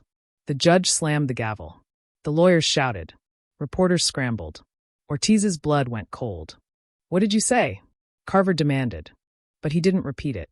He just leaned back, hands folded, as the deputies led him away. The sentence came down. Life in prison without parole. Outside, the news vans broadcast live into the damp evening, lights cutting through fog. Seattle's longest-running cold case solved, the anchors said. Justice delivered. But Ortiz couldn't stop hearing the echo of his final words. She wasn't the only one. Back at her desk, she reopened the old files. Missing persons from the early 90s. Women who'd vanished without resolution. Similar areas, similar patterns. She traced them on a map, red pins, then blue ones. The cluster formed a rough crescent along the south end of the city, following bus routes and greenbelts. Emily Hart wasn't the only one who had disappeared from the quiet edges of Seattle back then. She had just been the one people remembered. Ortiz stared at the map until dawn broke, gray light spilling across the paper. The rain had stopped. The city was silent again, the kind of silence that felt heavy waiting. The case was closed. The killer was in prison. But the noise, the hum beneath the surface of ordinary life, was still there. Maybe it had never really been one story. Maybe Willow Lane was only the beginning. On paper, the case file now carried a fat black stamp, closed. In the main lobby of the precinct, someone pinned a photocopy of Emily's school photo to the solved board, a wall of faces that no longer floated in limbo. A captain gave a short speech about perseverance and justice. There was polite applause. Coffee in paper cups. A tray of supermarket cookies. Somewhere in the building, a printer spat out another case number, another fresh slice of misery waiting to be processed. The machine never stopped. But on Ortiz's desk, the heart file didn't sit alone. It lay open beside a second folder, and a third and a fourth. Names that hadn't made headlines, faces that never got the full 2-minute segment between weather and sports. Women who had walked into the same misty streets of early, 90s Seattle, and never walked out again. Their photos stared up at her, each one a different life pinned under the same thin word in red ink, unsolved. She'd started with the ones that felt closest to Emily. March 1991. A 19-year-old student named Lila Perez vanished after closing the small diner where she worked, last seen locking up alone near a bus stop on Rainier Avenue. August 1994. 30-year-old night nurse, Janine Carlisle, disappeared during her commute home from a hospital. Last contact a quick call to her sister from a payphone, saying she was running late. November 1995. A grocery cashier, Mo Foster, never made it to her car after an evening shift on the south side. Different jobs, different corners of the city, but each story curved the same way. Routine, darkness, a short walk, then a void. All 3 files had lived untouched in different drawers. A missing persons clerk had once circled Lila's name in blue pen and written, "Possible runaway?" in the margin. A detective on another floor had scribbled, "Maybe boyfriend?" next to Janine's last call. The notes looked obscene now, in hindsight, how quickly people had searched for reasons not to be afraid. Ortiz put them on the map. Red pins for Emily's house, the bus stop, the greenbelt. Blue for the others. She connected lines like weather fronts. Routes to work, bus numbers, shifts that ended in the small hours of the night. The lines didn't form a perfect pattern. They wobbled and drifted. But they lay along the same spine of the city. The damp corridor where streetlights hummed over empty sidewalks, where wooded strips and parking lots crowded each other at the edges. It would have been easy to see what she wanted to see. A serial predator, one man, one story. That was the version everyone understood from movies. But reality rarely gave you that neat shape.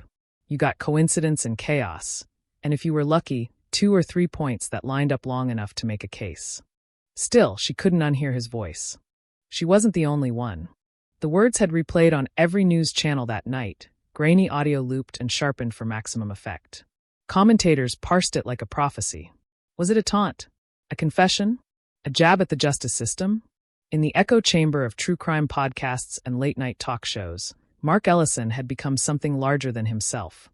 Not just a neighbor with a secret, but a symbol of every quiet-sounding man people had ever trusted without reason. Emily's mother refused to watch any of it. She heard the words quoted once by a cousin, put the phone down, and never turned the television on again. On Willow Lane, the sentence crawled under doorways. Parents tried to keep it out of their children's ears, turning the volume down when the case came on. But kids had their own channels now. Teenagers huddled in bedrooms, watching clips on their phones in the blue glow. They paused on the shot of Mark being led away, zoomed in on his face, argued over whether he looked haunted or smug. "It's like he's proud," one said, hushed. "He's just crazy," another replied. "You know they always say stuff like that to freak people out." They started daring each other to walk the length of the Greenbelt path alone at night.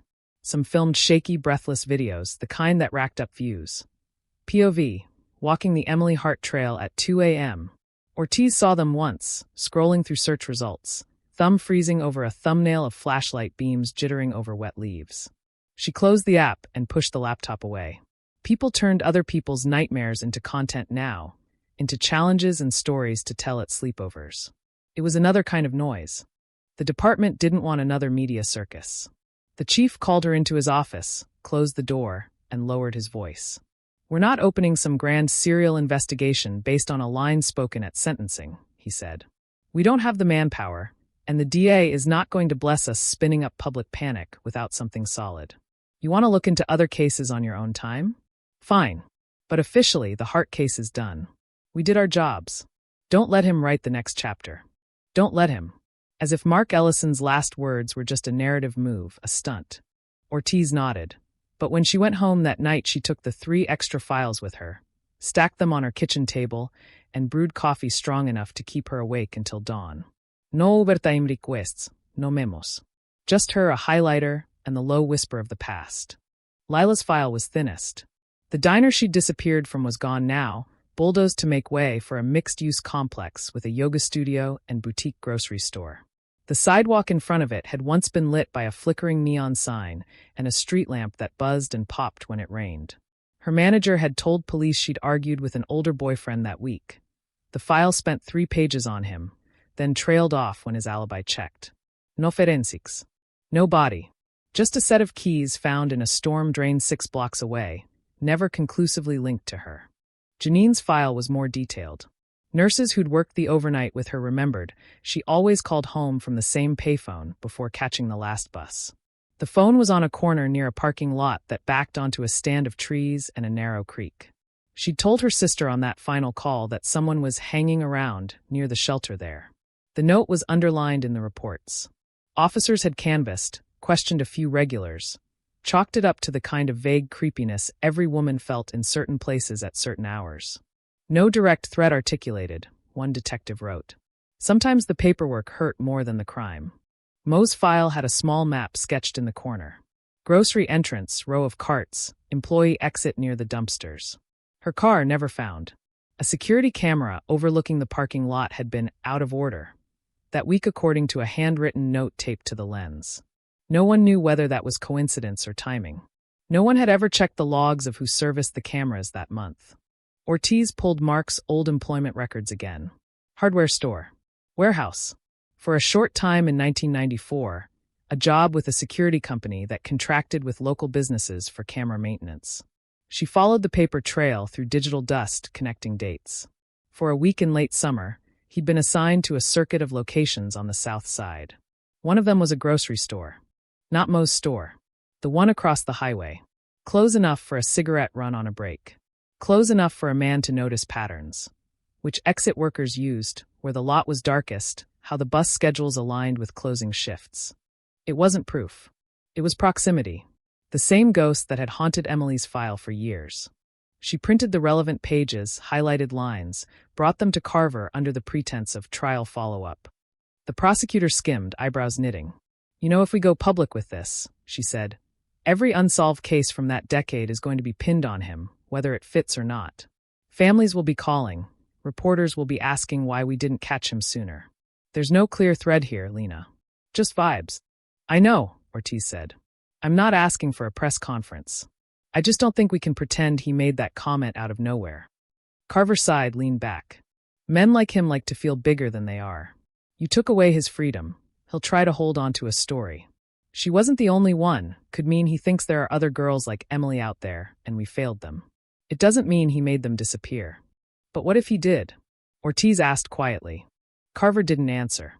In prison, Mark Ellison became inmate number and tier assignment, reduced to schedules and counts. He learned the rhythm fast. Doors clanging at 5 a.m., breakfast trays, rec yard, lights out. On paper, his days were managed down to the minute. In his head, time expanded. There were no more errands to distract him, no gutters to clean, no small talk over fences.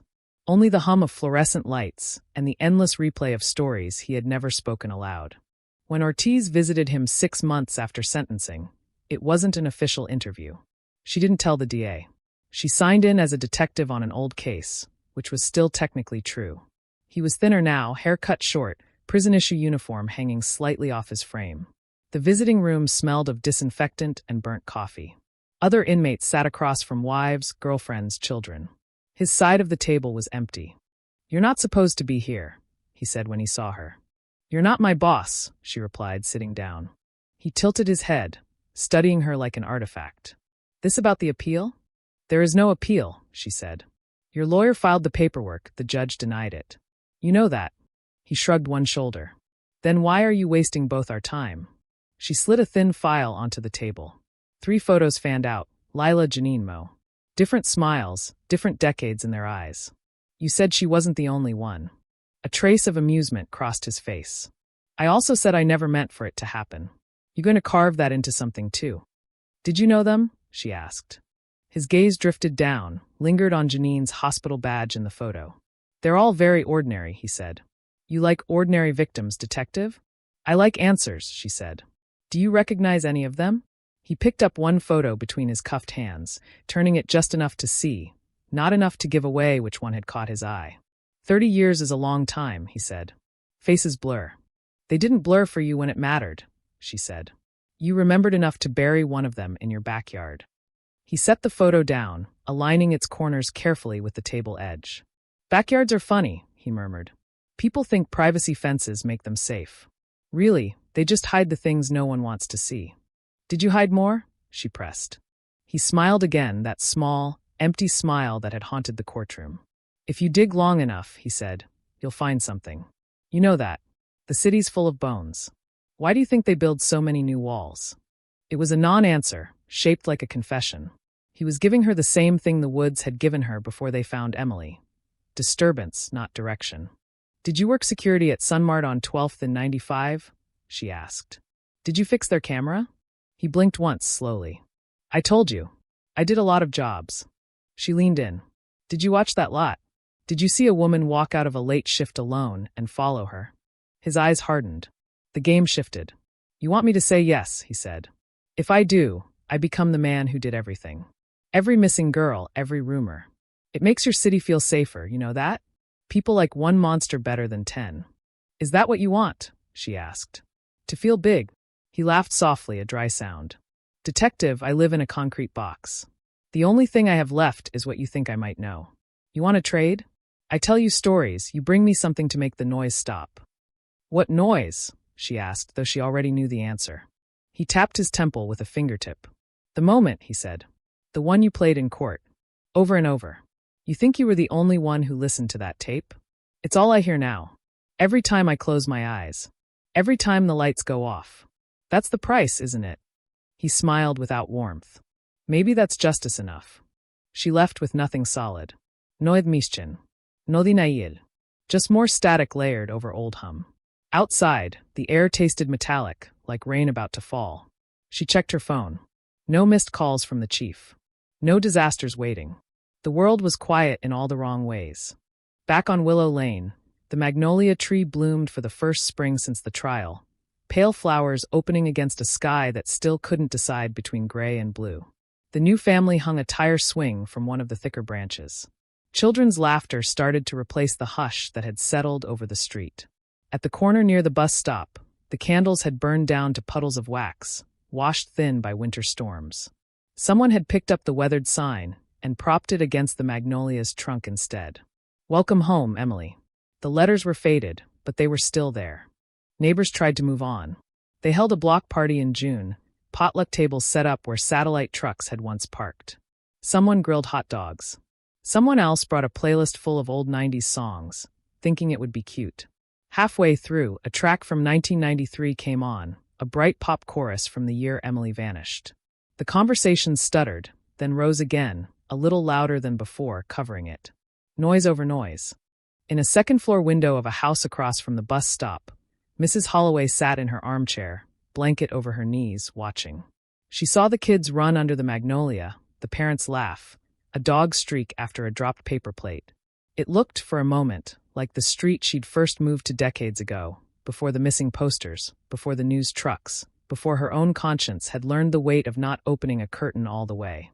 She closed her eyes and saw the street lamp, the figure shifting under it, the rain glowing. She saw another shape walking toward it, hoodie up, head down. She heard again the echo of her own voice in 1993, telling herself not to get involved.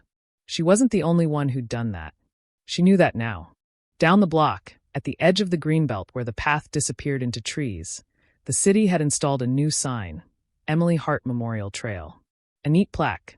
A promise that this place meant something besides fear now. Joggers passed it, earbuds in. Dogs sniffed the base.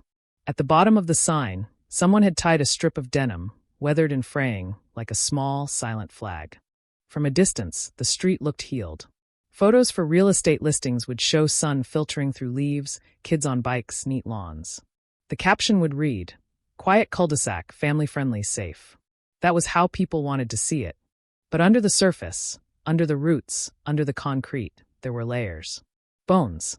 Secrets. Choices made in seconds that echoed for decades. A taped moment of fear that no one could unhear. A handful of names on Ortiz's kitchen table, each pinned to a map that refused to give up its full pattern. The case was closed. The cold case solved. The neighbor arrested had shocked the quiet street, just like the headlines said. And somewhere in the spread of those unsolved files, in the gaps between pins on a wall, the real unfinished story lay waiting, buried just deep enough that no one could yet say whether the man in the beige house had been a lone storm, or only one cloud in a sky that had been dark for a very long time. On most days, the city pretended the story was over. Headlines had moved on, talk shows found fresher scandals, and the ticker at the bottom of the news no longer flashed Emily's name. Every so often the past still surfaced. A rerun of the trial at 2 a.m, a podcast about the neighbor next door, a stranger on a bus whispering, "That's the street from that cold case." The story had settled into the city's bones, but it hadn't gone silent.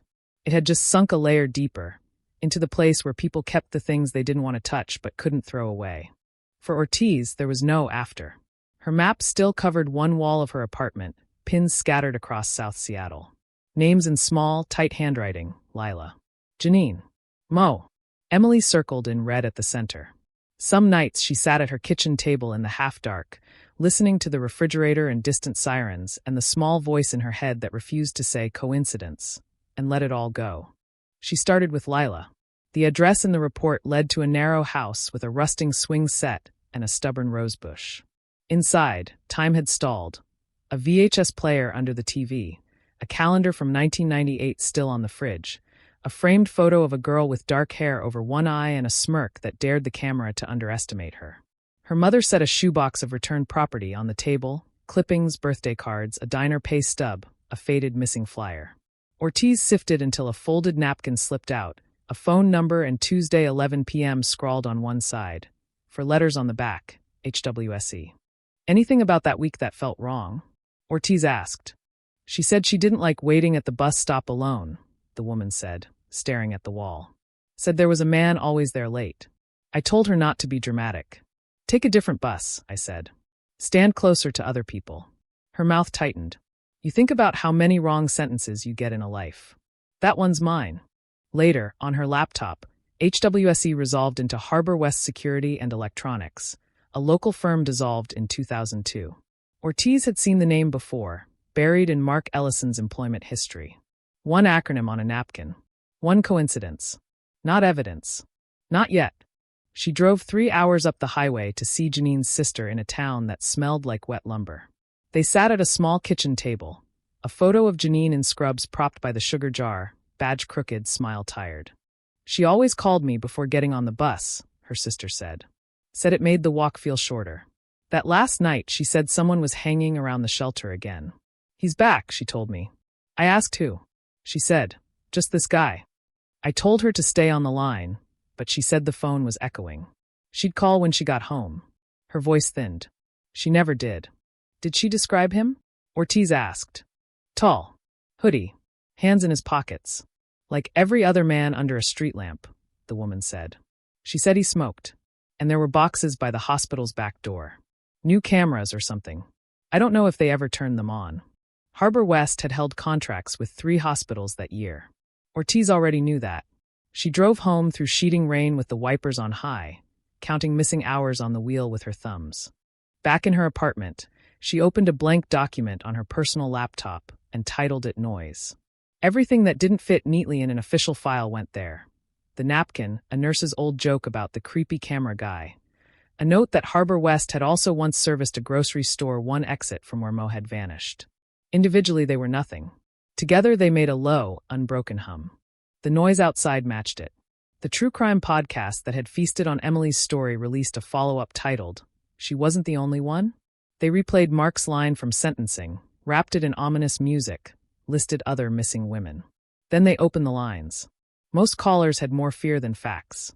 One made Ortiz set her coffee down and lean closer to her speakers. You can call me Nina, the woman said.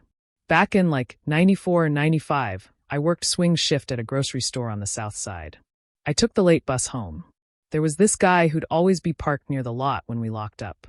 Old blue pickup, beat up. He'd offer rides. Not just to me. To anyone.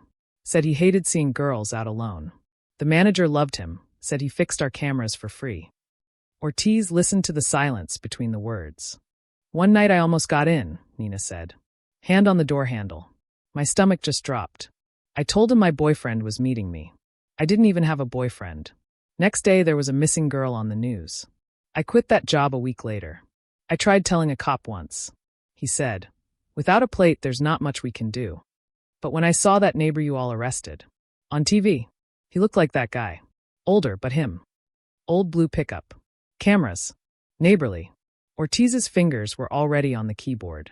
Mark's DMV records showed a blue Ford pickup registered in 1994, later listed as sold out of state, no buyer, no bill of sale, just one word, disposed. She called the podcast producer. I'm a detective with Seattle PD, she said. You don't have to give me her real name. Just tell her this isn't a show for me.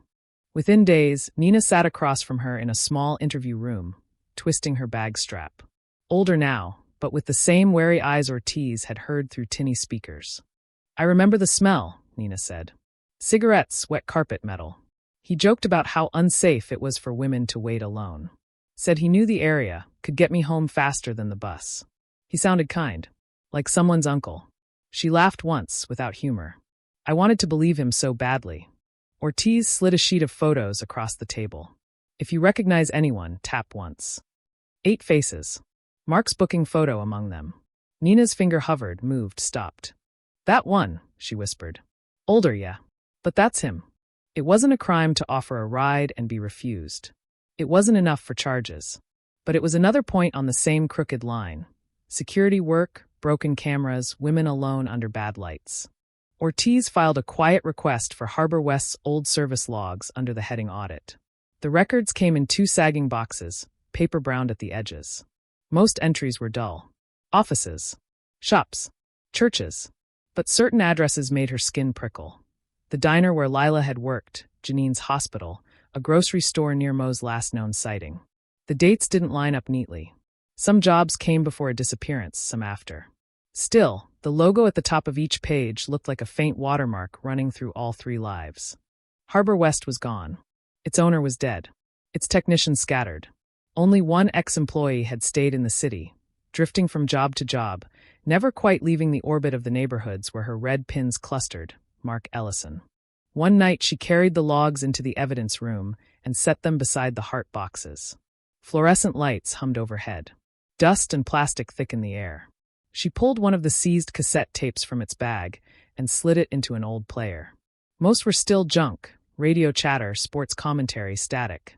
She let them run while she flipped through paperwork, the hiss filling the room. Halfway through a reel-dated APR 94, the radio cut out.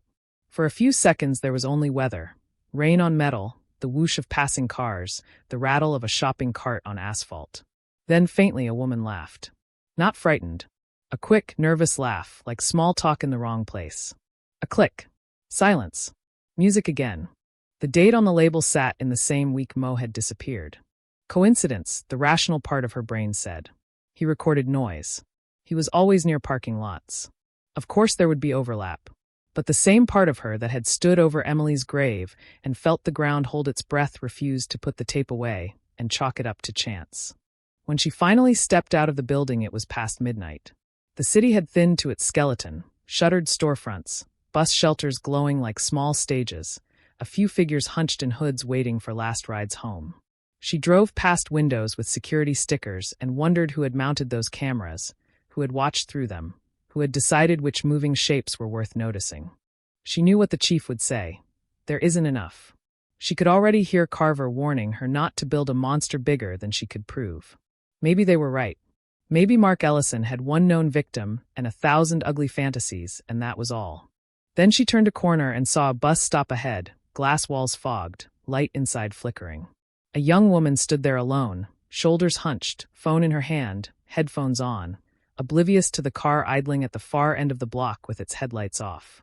Ortiz's hands tightened on the wheel. For a second it was 1993 again. Hen. A figure under a street lamp. A girl walking toward her own headline. She eased the car to the curb and rolled down the passenger window. Hey, she called, voice cutting through the night. You waiting on the 14? It's rerouted after midnight. You'll be stuck here forever. The woman blinked, pulled one earbud out. Seriously? Seriously, Ortiz lied, badge glinting on the dash.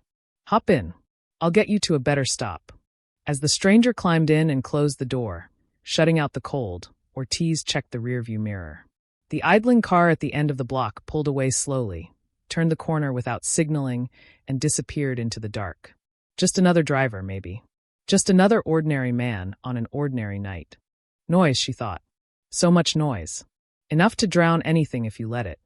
The city believed a story had ended. A quiet street had found its monster. A cold case had been solved. A neighbor's arrest had shocked a community into rebuilding itself. But in the gaps between files and on the hiss of forgotten tapes, something else was still moving. Too faint to name, too loud to ignore, waiting for someone stubborn enough to keep listening long after everyone else had decided they were done.